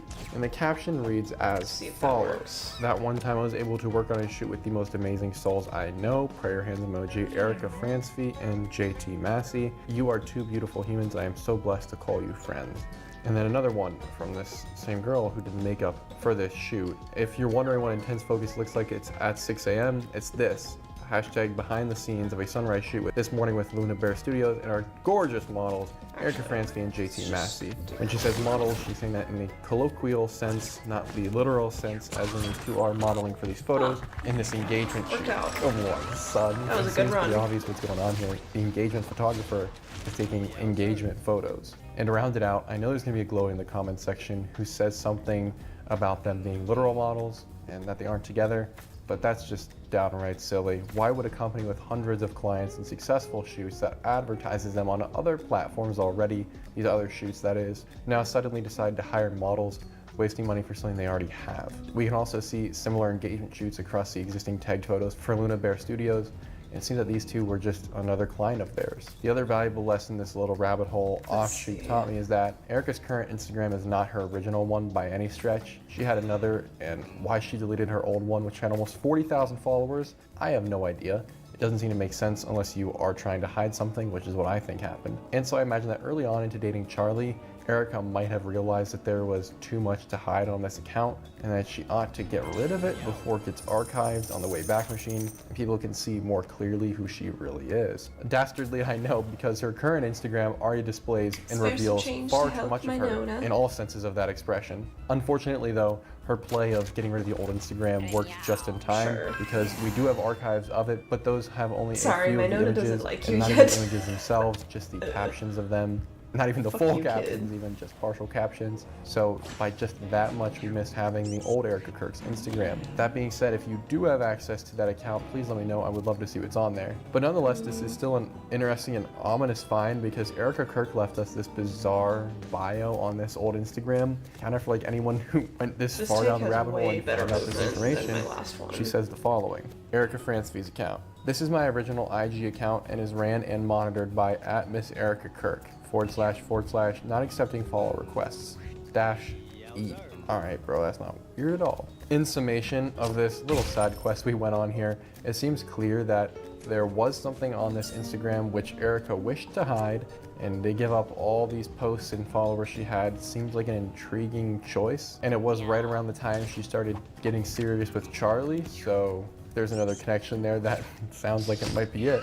That being said though, if there is one thing I do appreciate about our time, it's that the online record is very hard to remove and even harder for low IQ government operatives. I will say she has great eyebrows. And the fact that the Luna Bear Studios account no longer exists does make you wonder if Erica Kirk pressured this photo studio into shutting down their account on Instagram and on Facebook as a last-ditch desperate effort to cover up her trail of broken hearts, as it were. Because like we said, in between the time these photos were found and now the account has been deactivated. That's really, really odd because there'd be no point for this company to do that. It ruins your chance to advertise, and the only reason I could think of is they were pressured into doing it because it likely became obvious to Erica that this was going to be a bad look for her if it was allowed to stay up. This trail of broken hearts though doesn't end with JT. It does continue into another bloke named Cabot Phillips, who she appears to have dated for most of 2017. 2017 would also, you guessed it, be during her self-proclaimed period of abstinence from men. I never dated here. And around a year prior to meeting Charlie for the first official time, in a manner that was phrased as a quinky-dink, but that doesn't seem quite like it the more you start to look into it as the circumspect observer. Now, this information about Cabot comes from a couple of social media posts that were recently discovered, one of which is an old archive post from what I believe is Cabot Phillips' Facebook account. Actually, I think it's Twitter where he posted these, my bad guys. From September 17th of 2017, and it shows Erica Kirk and this Cabot fellow holding paintings they just did, and the caption reads the following: "Yes, we're that couple who gets painting lessons together." It's Erica Kirk and Cabot Phillips holding paintings that they did at one of those couples painting places. They're supposed to look similar. Although after looking at Cabot's painting, considering that these places are basically paint by numbers, if not literally paint by numbers, I have to wonder what Cabot Phillips was looking at the whole time to come out with that wonky thing that he made. Digressing, if it wasn't clear based on the picture, it should be based on the caption then that these two are a couple, you know, because he says it. Now, unsurprisingly, if you were to try and go find these posts on Cabot Phillips' account, you might notice, oh, they aren't there. And that seems convenient, right? Indeed, it would appear that all references between the two of one another on their respective accounts have been taken down and scrubbed, and there's sheer chance that this one was found. For more color, though, we should probably get more information on Cabot Phillips, the guy who doesn't know how to color. And as it would turn out, Cabot is actually a longtime friend of Charlie Kirk, or at least a friend at one point a long time ago, and even appears in a post from Charlie's account where Charlie is discussing how he just beat Cabot in a one-on-one of him in basketball. So the two were clearly friends at one point to an extent. Cabot, right here. One-on-one. Better bring your A game. You're gonna get smoked.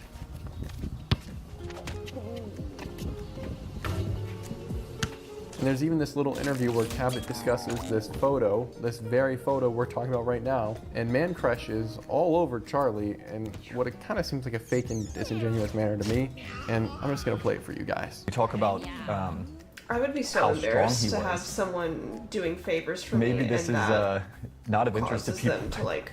It's one of the things I'm boost going to me remember or about him. whatever, like, He was also very I hate physically that fake strong. shit. We used to play basketball together, and I remember I met Charlie back in 2015, and this was right when Turning Point was getting off the ground. And he found out that I like to play pickup basketball and said, hey, I'm in DC a lot. I'm always looking for some people to play basketball with. We should play. And then before we actually got the chance to play together, Charlie said, you know what?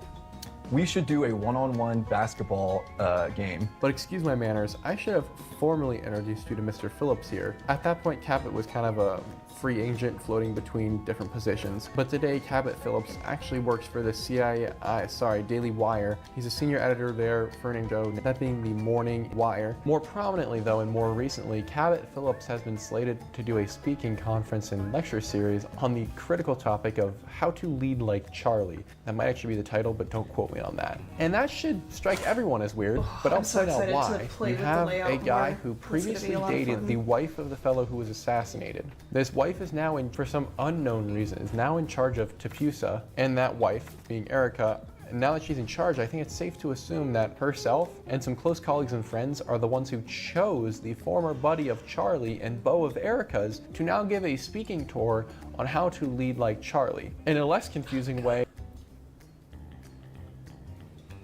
choosing her ex-boyfriend to talk about her dead husband. That doesn't make sense. Could you imagine being in that position? How weird would that be? And I would say that since Cabot Phillips' memory of choice when discussing his friendship with Charlie was like from 7 years ago, I'm willing to wager that when Charlie found out Cabot used to be intimately involved with his soon-to-be wife, Charlie stopped being so buddy-buddy with Cabot. I don't claim to be besties with a guy I played basketball with once or twice 7 years ago. Speaking of basketball though, at this point, Erica nearly has a full lineup on her team during those 5 years. But there is one pesky additional man I love everyone classic likes to leave basketball out shoes, like the brown leather ones. Stop or ignore pausing. or forget about that belongs in Erica Kirk's starting squad. This man on screen appears in the infamous music video that Erica Kirk was in, but we'll touch more on that topic later. For now though, his name is Tyler. The meat of the matter is that Tyler and Erica flits around Vegas, driving in cars, and some implication of getting married, and ziplining. And throughout this whole video, you can kind of tell this doesn't seem like two actors together on screen. They seem a little bit more intimate than that. Yeah, and we'll specifically do with this scene of them ziplining in the music video, we have a corresponding behind the scenes video that this group put out. And it becomes clear that Erica Kirk has another man in that period before Charlie, which would have been in 2012. And a slight digression, I don't know why on earth a tiny band that isn't even together anymore has a series of behind-the-scenes videos for their music video for a song that almost no one had heard of until it became part of the mystery here. Just seems bizarre, like they're letting too much out. But back to the story, there are a number of obvious signs these two are together. For instance, the way he stands and looks at her and the proximity, it would freak me out if they weren't dating. So just from this, it becomes very clear that these two are probably together. Maybe it'll work out. Oh, the clam pops open and kisses him back. Shingle Bob got +1 luck. Which I mean makes sense. Why would you pay another dude to act when you could just have Erica's existing Hell boy yeah. toy play the love interest? But also more obviously than that, there are things like, Erica's touching of this guy. This does seem to form a trend though that Erica has a long history of weird public touching of her men. And I can't show the video here of everything because it'll probably get taken down for copyright. So here are a few screenshots instead. If these two are just co-workers and you're really gonna try and make that argument, then someone's probably gonna be suing someone here, because there's a lot of touchy-touchy going on.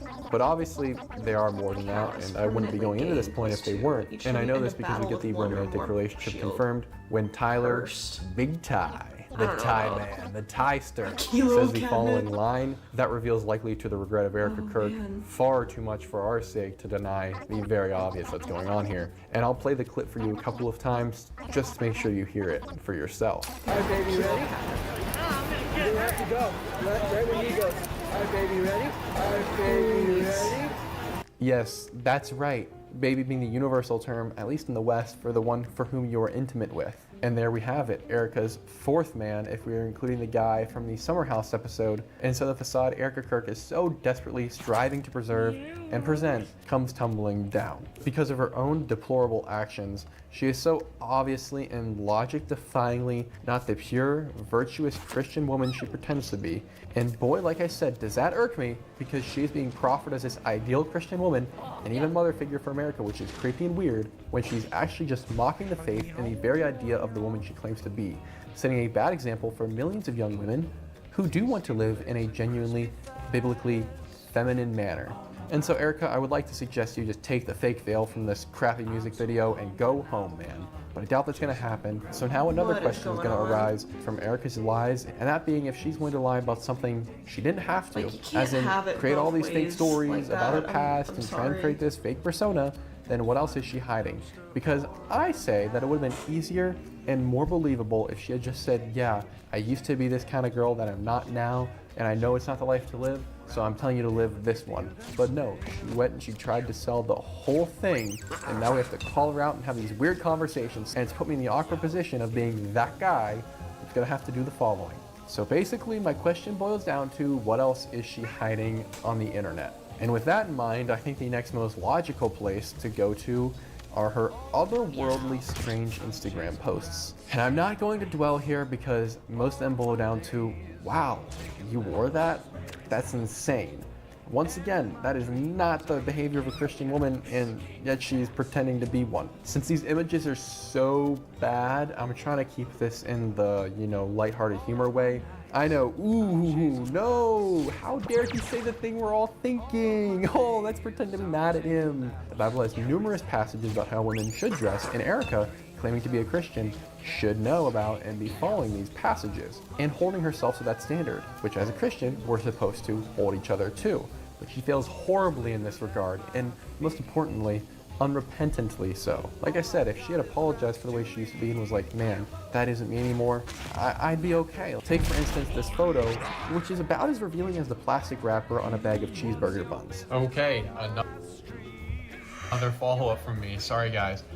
This photo I just showed you on screen, there was people trying to say it was AI generated despite being from 2014. I was actually able to confirm it is not AI generated, and in that I found a few other photos of her from this shoot with something called Rebirth Bags.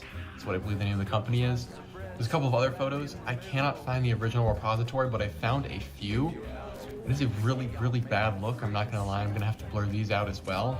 But it would appear, based on the stuff I'm seeing, that she was modeling for this Rebirth company. I can't find much else about them. It is very odd though, and I'm gonna keep seeing if we can get all of the original photos because they seem to really further the point about whatever's going on with Erica. It is not right. And boy, there's a lot of photos like these. Here's a quick montage. And when I say a lot, I mean a lot. Like more than you would think a lot when you really look through it all. And I imagine if we had access to her old Instagram and some of the other accounts that are probably splattered about out there, it would be way, way worse. To that point, this is just some of what's even on this one account.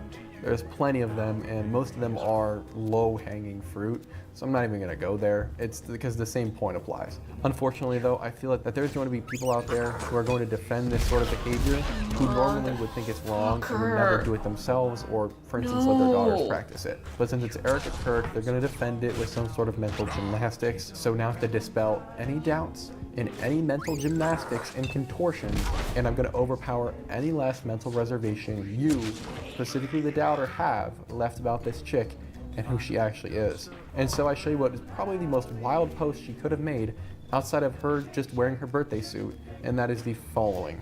It's gross just from the start. I want to blur it because it's like, why are you doing that, bro? But for the sake of the point, I'm not. I just feel icky saying this line. Okay, in the most YT friendly way, Erica's bottom half is spread almost to a 180-degree angle, sitting high above the camera on a staircase, holding her hair back in a Fendi shirt, clearly focusing the attention on one specific area with the camera angle and the legs and all that jazz. And the post is met with the following caption, if it wasn't obvious enough. Quote, What'd she order? Question mark. Fish fillet? That's so vile and weird, dude! What is this? Stop You're it. thinking a Stop video it. Stop about a supposed Christian woman who leads a conservative organization, you would never have to say the following. But I don't think it takes a whiz to figure out here what's going on. Is the fish fillet being referenced here? Fish and stinky fish and all that is a common euphemism for a stanky yahoo. And so for Erica, the girl who meets Charlie this same year of posting and is meant to embody Christian values and femininity and be this pinnacle of purity, to post this is sickening. It's sickening for anybody. I think it's so weird and gross. pissed, man. But I'm so really mad at this. so for someone claiming to be all of these feminine biblical ideals. And now, for some unknown reason, maybe, just maybe, we can try and be incredibly generous and say, you know what, maybe she became that woman, that ideal biblical woman she claims to be when she met Charlie. Fine, I disagree, but for the sake of argument, let's play ball. Then why on earth wouldn't she have deleted this post in abject horror of her old self? You got Skelly. Any true Christian, it takes a whiz to figure out here what's going on. Is the fish fillet being referenced here? Fish and stinky fish and all that is a common euphemism for a stanky yahoo. And so for Erica, the girl who meets Charlie this same year of posting and is meant to embody Christian values and femininity and be this pinnacle of purity, to post this is sickening. It's sickening for anybody. I think it's so weird funny. and gross. But really so for someone claiming to be all of these feminine biblical ideals. And now, for some unknown reason, maybe, just maybe, we can try and be incredibly generous and say, you know what, maybe she became that woman, that ideal Saw the whole biblical thing. woman she Hilarious. claims to be when Don't she worry, met that's Charlie. Snapchat he thinks we Fine, know. I disagree, but for the sake of argument, let's play ball. Then why on earth wouldn't she have deleted this post in abject horror of her old self? Any true Christian can attest that once you accept the Lord, you are meant to be doing away with your old self and becoming a new creation. This often means old behaviors become abhorrent to you. And I would also expect that she would have deleted all of the practically photos that she's posted all over her Instagram. It's bizarre. Especially now that you have a new man, you would expect that she would at least respect Charlie and not wanting that out there and tainting his image. I mean, come on, you have this man, a super prominent Christian conservative leader. What are you doing leaving up the posts and leg spreaders and captions referencing your stanky coochie? I'm also a little disappointed in Charlie for not having a conversation with her about this. Like, what is going on? How did no one pay attention to this until recently? This whole thing doesn't smell right to me whatsoever. That's probably a bad choice of words. But nonetheless, it's very clear. We can see it. And if you don't at this point, it's because you refuse to, not because there's a lack of evidence. Indeed, outside of the other degenerate photos on Erica's Instagram and the stanky fish one, there is one more post that if somehow this doesn't break your brain, I don't know what will. And this time it goes along a different line and is a less stanky one and is more precisely a very eerie one. Although I should say technically she's also not fully clothed in the top half of this photo, but at this point it wouldn't really be Erica's Instagram if she was clothed, would it? This post I include as one of the many in a collection on her Instagram that are spread out across it where she's posted with a firearm. Whatever, you do you, represent the stars and stripes, I don't care. However, it caught people off guard and caught me off guard on stream because she's on a roof with a scoped rifle. That just felt a tiddlywink off, you know what I mean? But it got a little bit stranger when on stream we noticed something else. But what I noticed was weird. Okay, let me pull this up on a different tab, J, in case. Yeah, that looks about right? So we're talking about right here. I think it was on the second floor. It's not letting me get in any closer, but that's fine. I'll pause the video so we can focus on this.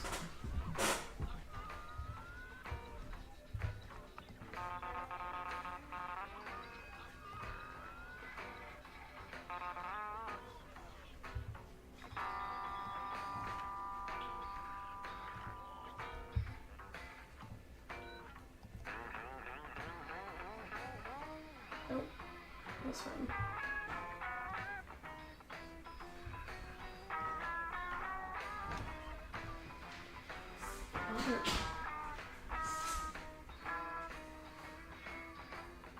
Nope.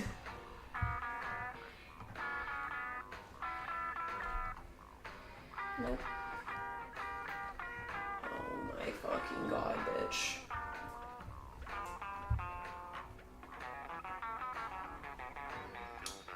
There. That way you can actually fucking see it.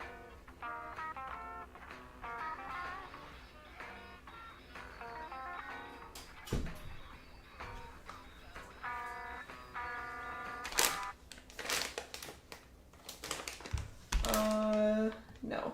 That's it. A word from our sponsors.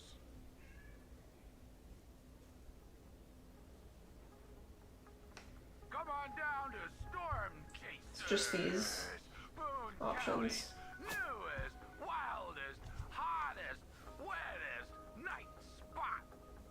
Storm Chasers. We've got everything that you could ever possibly want. Right. Should I sample play the video? Storm Chasers. The hottest new night spot. What the fuck was that? That was from the game.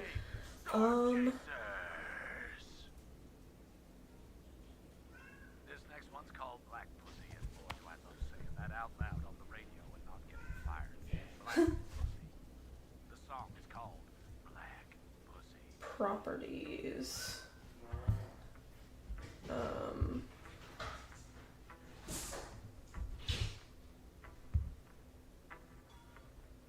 Advanced audio properties.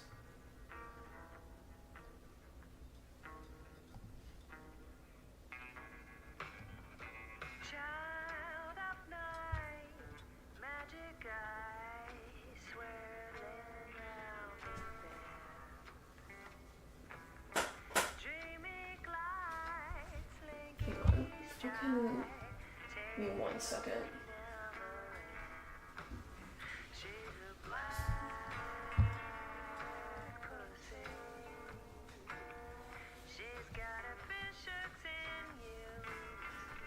Oh my god, what the fuck?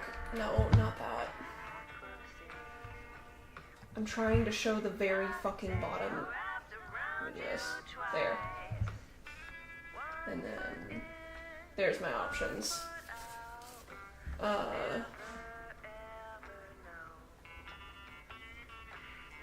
Filters?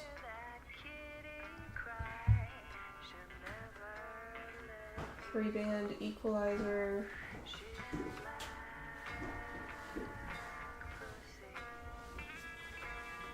Noise suppression, noise gate limiter, gain. Maybe gain?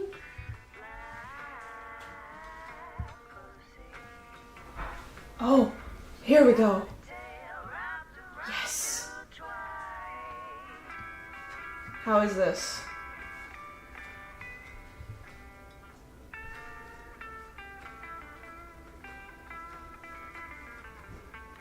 Compressor? Can't talk. Let's get rid of this. Okay, no, this is good.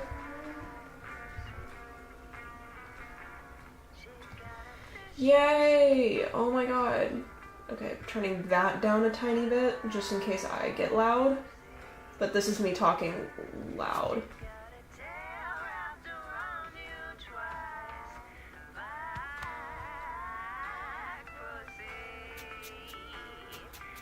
Oh no. Like this? Oh god. Okay. Yeah, because people can just turn their shit down if they need to. How's the mix for the desktop? Like, do I need to individually turn the gain up? Or the game up? Okay. Do this.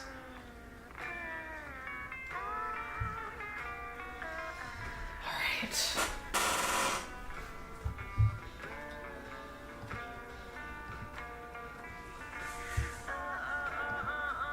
No. Okay.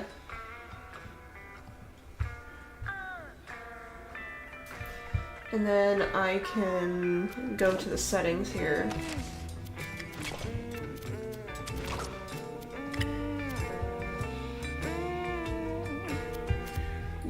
as well.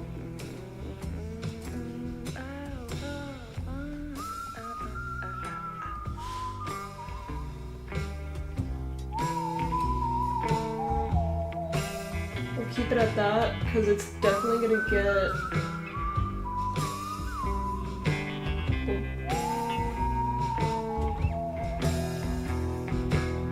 Okay.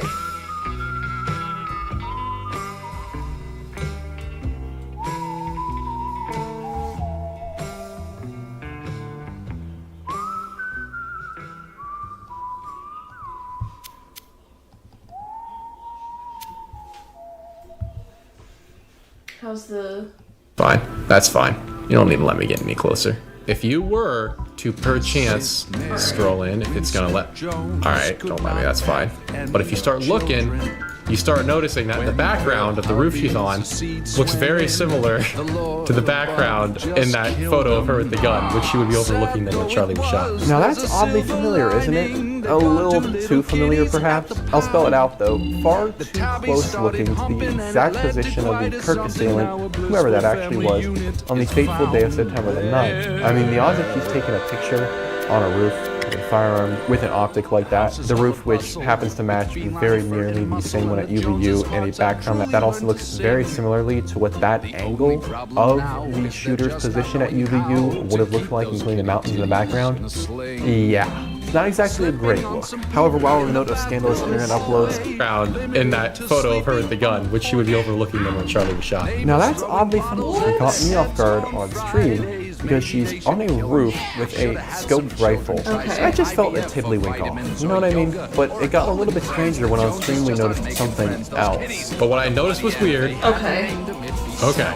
Let me pull this up on a different tab, Jay, in case. Yeah, that looks about right? So we're talking about right here. I think it was on the second floor. It's not letting me get in any closer, but that's fine. That's fine. You don't need to let me get any closer. If you were to perchance scroll in, if it's gonna let... Alright, don't let me, that's fine.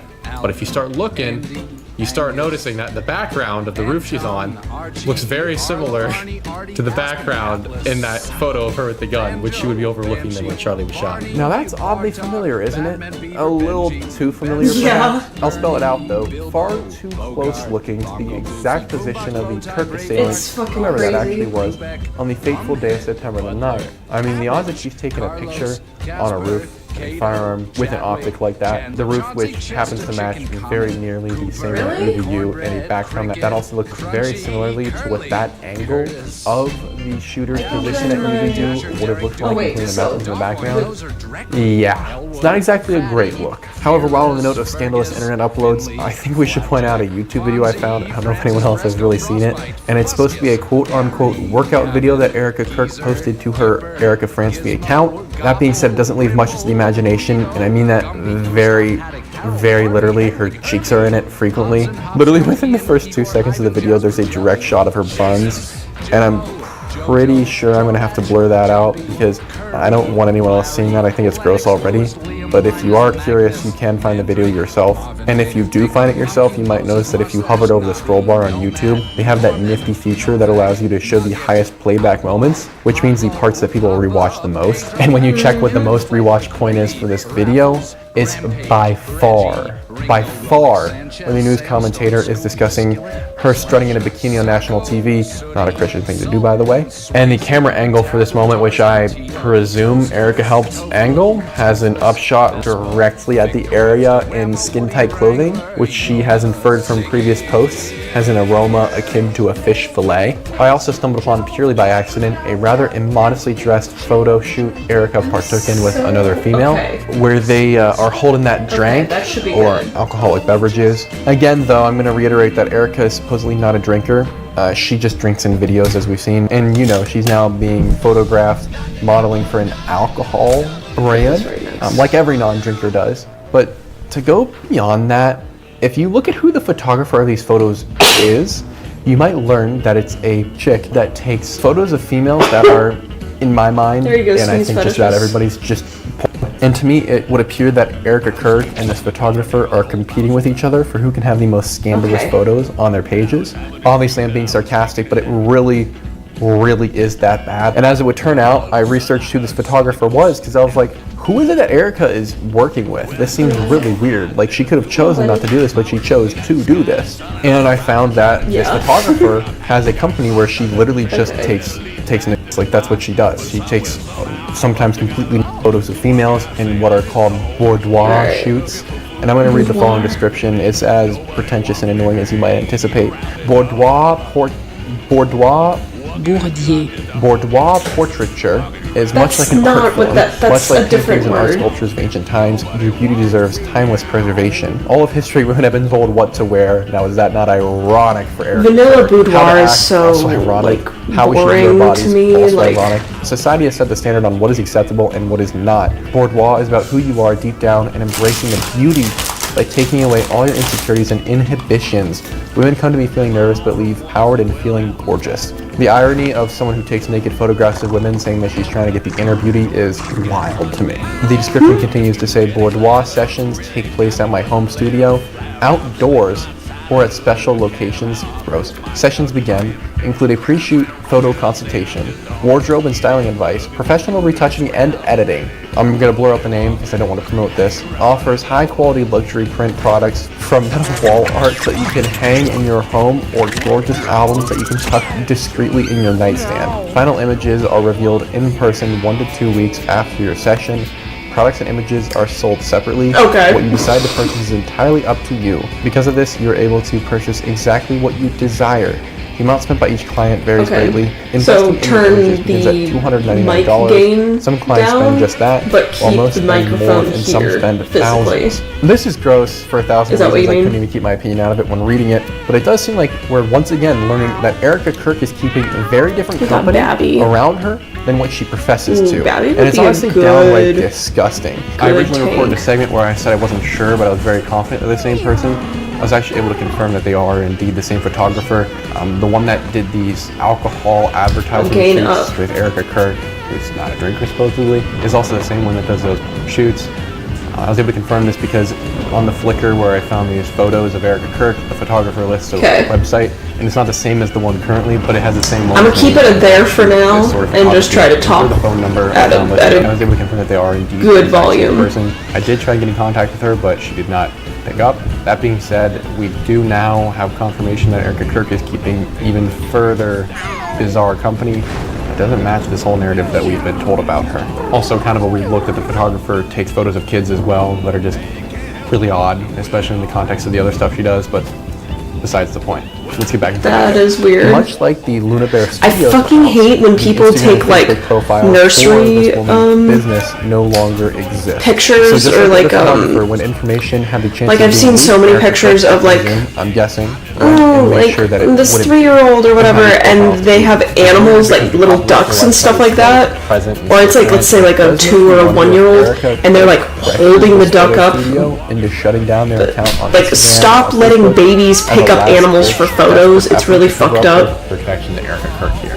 I'm not going to link the site. Like I said, I'm objectively opposed to this sort of crap, but if you're interested, you can Use find it the compressor. yourself. This is another description, though, from this site. The same site for the same photographer that we believe Erica Kirk was using for this alcohol photo shoot, despite not being a drinker. I know it makes no sense.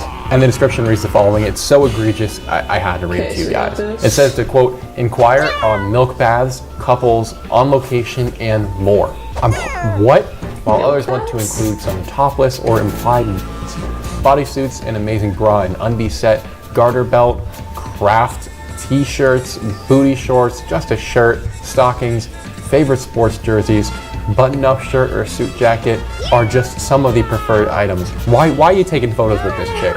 Milk baths and great look, Erica. Okay, right here I'm gonna have to step in, and this was not in the original script. I added this in because I've been sent more information on Erica's family, and I thought it was worth sharing with you guys. As of today, like we discussed in the last episode, there are no known and confirmed photos of Erica Kirk's father, Kent Fransby. As aforementioned, we went into detail more so last week. However, one of you wonderful folks out there reached out to me on Discord with a yearbook photo, and it appears to be from the 1960s, and is of a young man that has the same name as Erica's dad, and from the right area and the right time. And so I believe that this likely is the man, and I think it's good to at least have a general idea of what he looked like and what he might look like today, at least to some extent. And I do think it's probably him as well, because I also see similarities between his face and Erica's. And so now we have at least confirmed that at some point there was a man named Kent Fransby. What happened to him, why he has all these bizarre connections, where he is today, what he looks like today, all of that is still up in the air.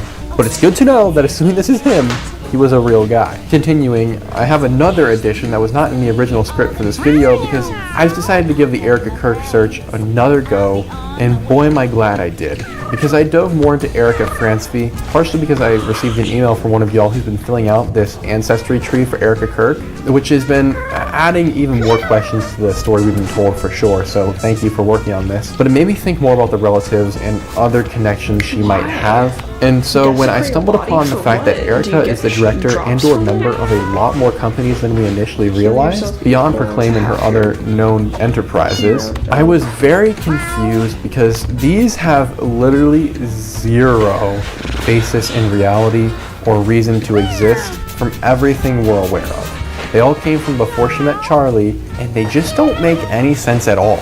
To be precise, I found 3 more companies, which has been adding even more questions to the story we've been told for sure, so thank you for working on this. But it made me think more about the relatives and other connections she might have. And so when I stumbled upon the fact that Erica is the director and or member of a lot more companies than we initially realized, beyond Proclaim and her other known enterprises, I was very confused because these have literally zero basis in reality or reason to exist from everything we're aware of. They all came from before she met Charlie, and they just don't make any sense at all. To be precise, I found 3 more companies, all of which I suspect are front companies because there's no website, no business, no product, no known customers, anything like that. And so logically then we have to wonder to ourselves then why this, what was a random woman at the time, because she wasn't with Charlie, has 3 separate shell companies with nothing connecting to them than I could find just at face value. And maybe it'll be different for you guys. I really hope you look this up, but no amount of researching gave me any more information about what these companies were supposedly doing. And the names of the companies are as follows: Table 4 LLC, AZ Foothills Charitable Foundations Inc., and the Elm Group LLC. Yeah, you'd be right, those all do sound super odd and like the most obvious front company names I've ever seen, but outside of the names of the companies, I have very little information. I have the business filing documents for one of them and the names of some of the members. Unsurprisingly, the filing documents were useless, and the business cataloging websites themselves also didn't know what these companies were created for, or what they supposedly did. Like, I don't even care if it's what they actually do, I would just like a cover story at least. Let's put in some effort, guys. And so then I decided to take the only natural route that one can and give these people listed on these websites a call. After all, there's no public information about these companies, then there must be some private information, right? So let's listen to some of the phone calls. So the first person I called is a man named Sean. Sean was not very much help, but certainly made this whole thing stranger because about all he did was just pick up the phone, and then from his end I could only hear distorted audio, what I think is a fire alarm chirp at one point, and then eventually he hangs up on me, and that's just as bizarre as it seems. And I'm still not sure if someone got to Sean or he just has a scuffed mic. And what happened to him and what was going on gets even murkier, because when I called him back, he didn't pick up. Hello? Sean? Are you alright? Hello? I can't hear you, Sean. Are you alright? Come on down to Sickly Shirley's. That weird room Sean, in the basement's a meat cooler. Scream if you need help. What the frick? The next on the docket is a fellow named Mike. Mike was listed as being directly related to Erica Kirk via an LLC they were both on. I can't imagine a situation where a young girl like Erica Kirk is starting a company and has fellow board members and she somehow doesn't know them. So like I said, at the very least, these two should be closer than your average YouTuber who spends hours a month calling random people. And Michael in this case is a rare gem and a sweetheart because he picked up on the first call and proved that I am correct, that he knows Erica Kirk better than he's letting on to, based on what he says. Hey Michael, how you doing? What can I do for you? Hey, I'm calling about Erica Kirk. Stop calling. Okay. I would say that was a odd reaction to have. Stop calling. Stop Just calling. immediately. We're gonna call again.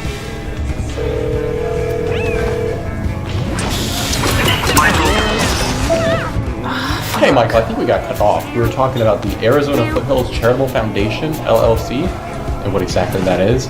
But yeah, we must have gotten cut off. That was so weird. I look forward to hearing from you though. He ended the call on me. Alright, Michael. You can play at that game.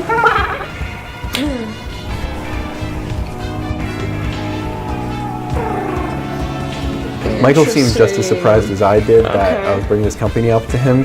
He definitely didn't like me calling about it, and I have to imagine I'm probably the only person who's called him yet, because this was a pretty obscure finding. I mean, he's probably thinking that no one had made the connection between him and Erica. But Mike, if you're seeing this, and that sort of reaction does not make you look any less guilty. And I wanted to see if I could get any more information out of Mike, because he reeks of a story that is desiring to be told, but I could not get him to pick up again. One of the other guys we called is named Tyler. He uses his mom's phone number enough for it to show up as his first on his information panel, but eventually we made it through to what I believe to be his actual number, and I left him a message, because no one's going to respond to my messages about Erica Kirk. Surprise, surprise, didn't pick up the phone. But shortly thereafter, what is really weird is that I got a call from a random number to my burner phone. Press 1 to start the call or 2 to decline. Press 1 to start the call will start at the beep.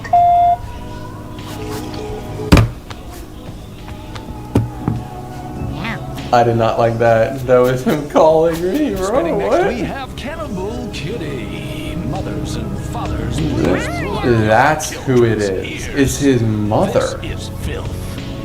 Did I call him? No. Wait, to my burner phone. one more time.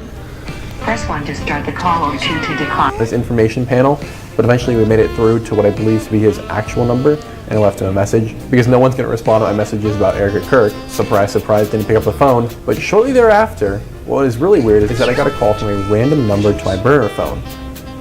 Press 1 to start the call or 2 to decline. Press 1 to start the call will start at the beep.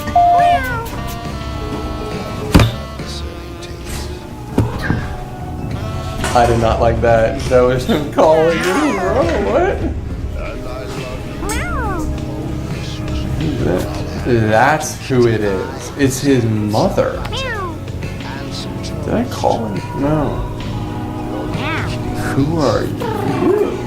And finally, a man who is slowly becoming a myth in this whole investigation, Erica's father, Kent. I found a couple numbers for this guy, and quickly hit on the right one, it would seem.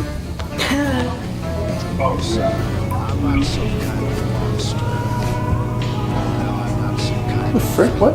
I couldn't tell at first if this was a bizarre voicemail, so I tried calling again, and somehow the second call was even stranger with At least she Kent. cares, it seems. So that's a good thing. Hey, is this Ken?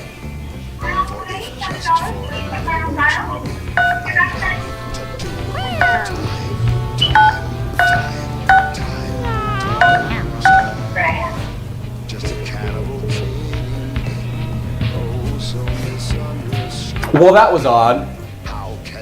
Kent Francey for you, ladies and gentlemen. I literally have no idea what this guy is doing, but it does fit for a man who has one known photo of him, and that is of when he was a teenager. So the fact that he has a bizarre idea of cell phone etiquette seems about right. Okay, you guys, that is where we're going to end it for this time. I plan on doing one more episode on Erica Kirk, covering symbolism and all the just weird stuff. And I think we'll probably be done, but unless something else comes out, and then we'll have to redecide then. I do want to say thank you guys for all the support in the last video. It's going huge, and I really appreciate that. Hope you guys enjoyed this one. I look forward to seeing each and every one of you in the next one.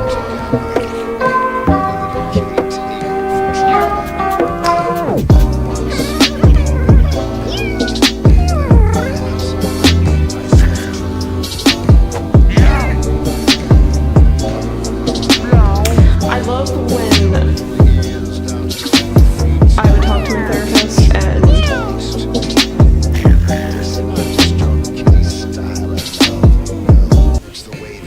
there were times when like we would have to take extra time or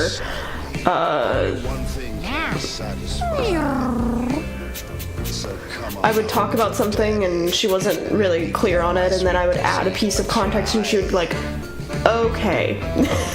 Like, the realization of something.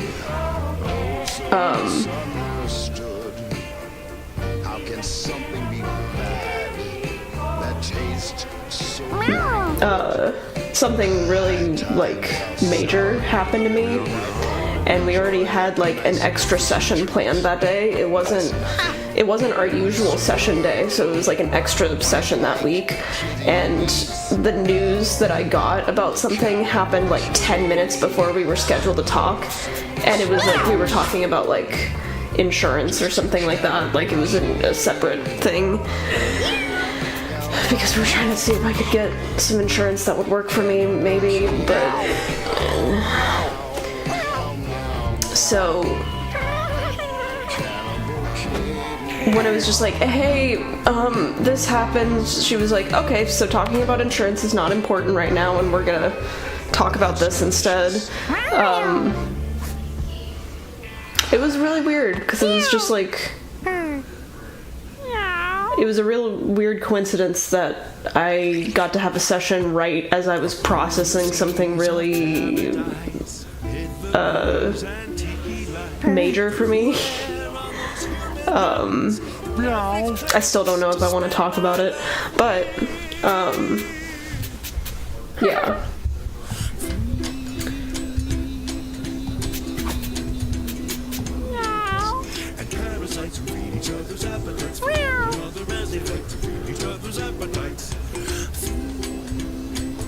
It was really helpful to have been in therapy, like, leading up to that.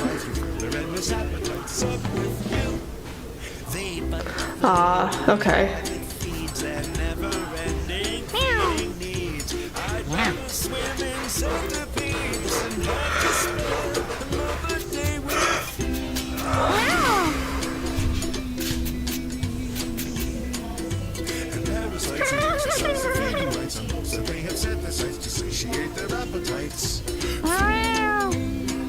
Thinking about if I want to go back to therapy at some point, like, I got to a point where I'm pretty good. It's mainly just trying to build skills and build habits to keep me from going off the rails.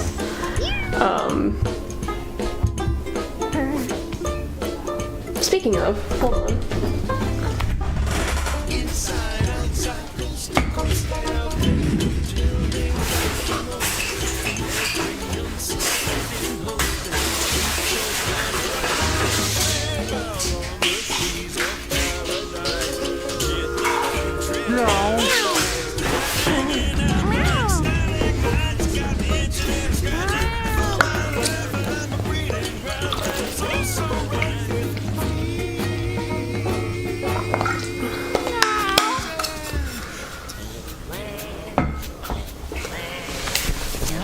Just remember to take my medicine at almost 9 p.m. This next one's called Peppy Country Boogie. Sounds like some lazy songwriting.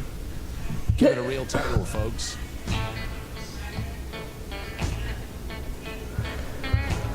Meow.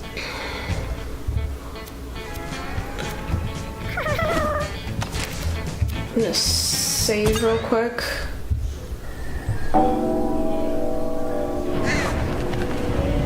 Let's see what cat we get at the main menu. I got like a fetus cat, the last one. I wish I had recorded it.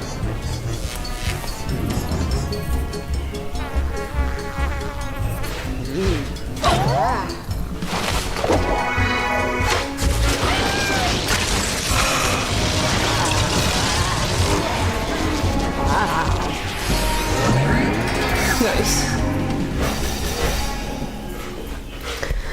That was weird. Neckbeard cat.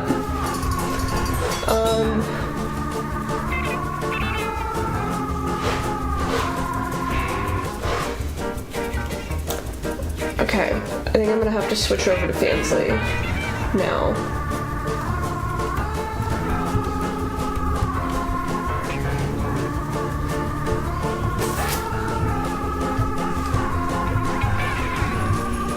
Let's see what I got on my latest TikTok.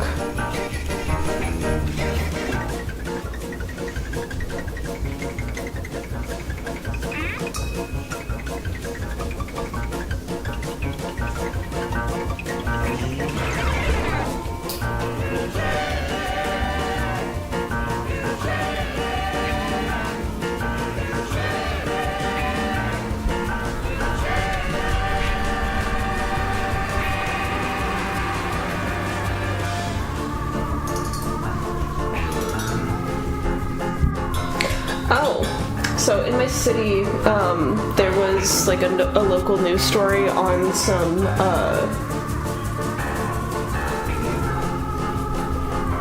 your joke wasn't that bad, what was it?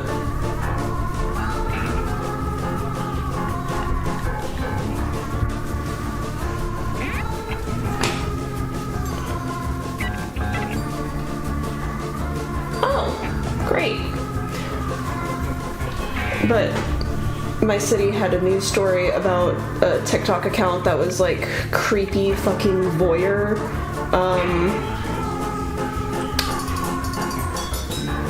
Creepy fucking voyeur videos and pictures of like random women in my city. Some of which were children. Unsuspecting people who didn't know they were being filmed. And one of the accounts did get taken down, but they posted a follow-up video of, hey, there's 2 more accounts, like, be aware of that. And so I submitted a bunch of reports on, like, their individual videos last night. No violations found.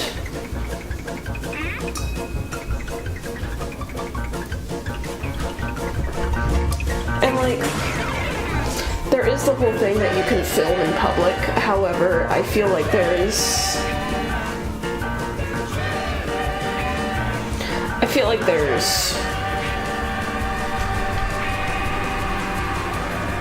some wiggle room for if the caption says sexy this city ladies, or sexy mother and daughter, shit like that.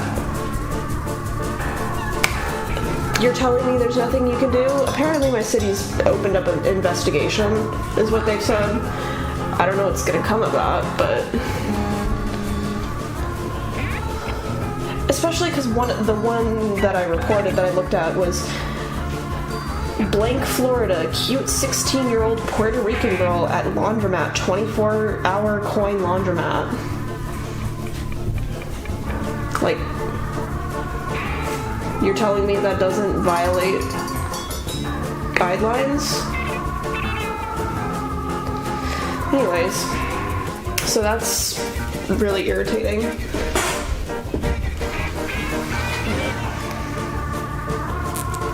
Like, motherfucker, I wish someone like that would take a photo of me and post it publicly, so that way I could fucking try and get their ass legally.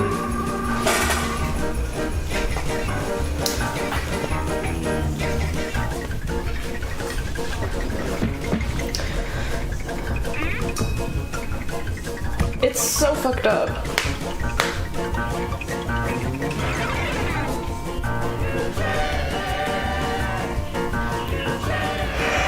Like,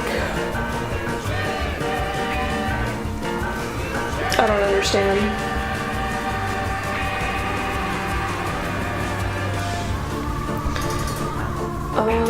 Is there anything else I have to take care of?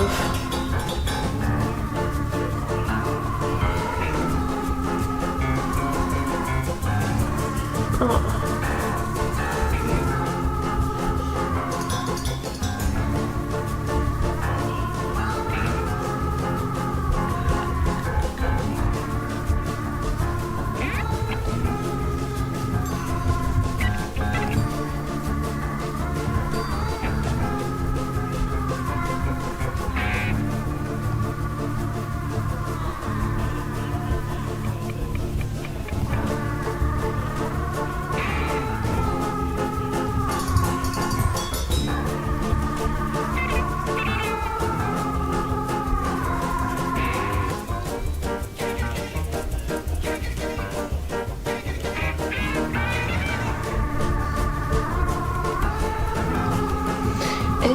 things.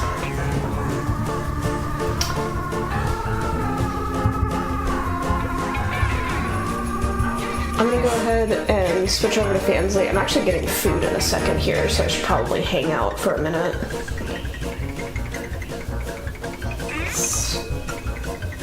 They keep pushing the arrival time back.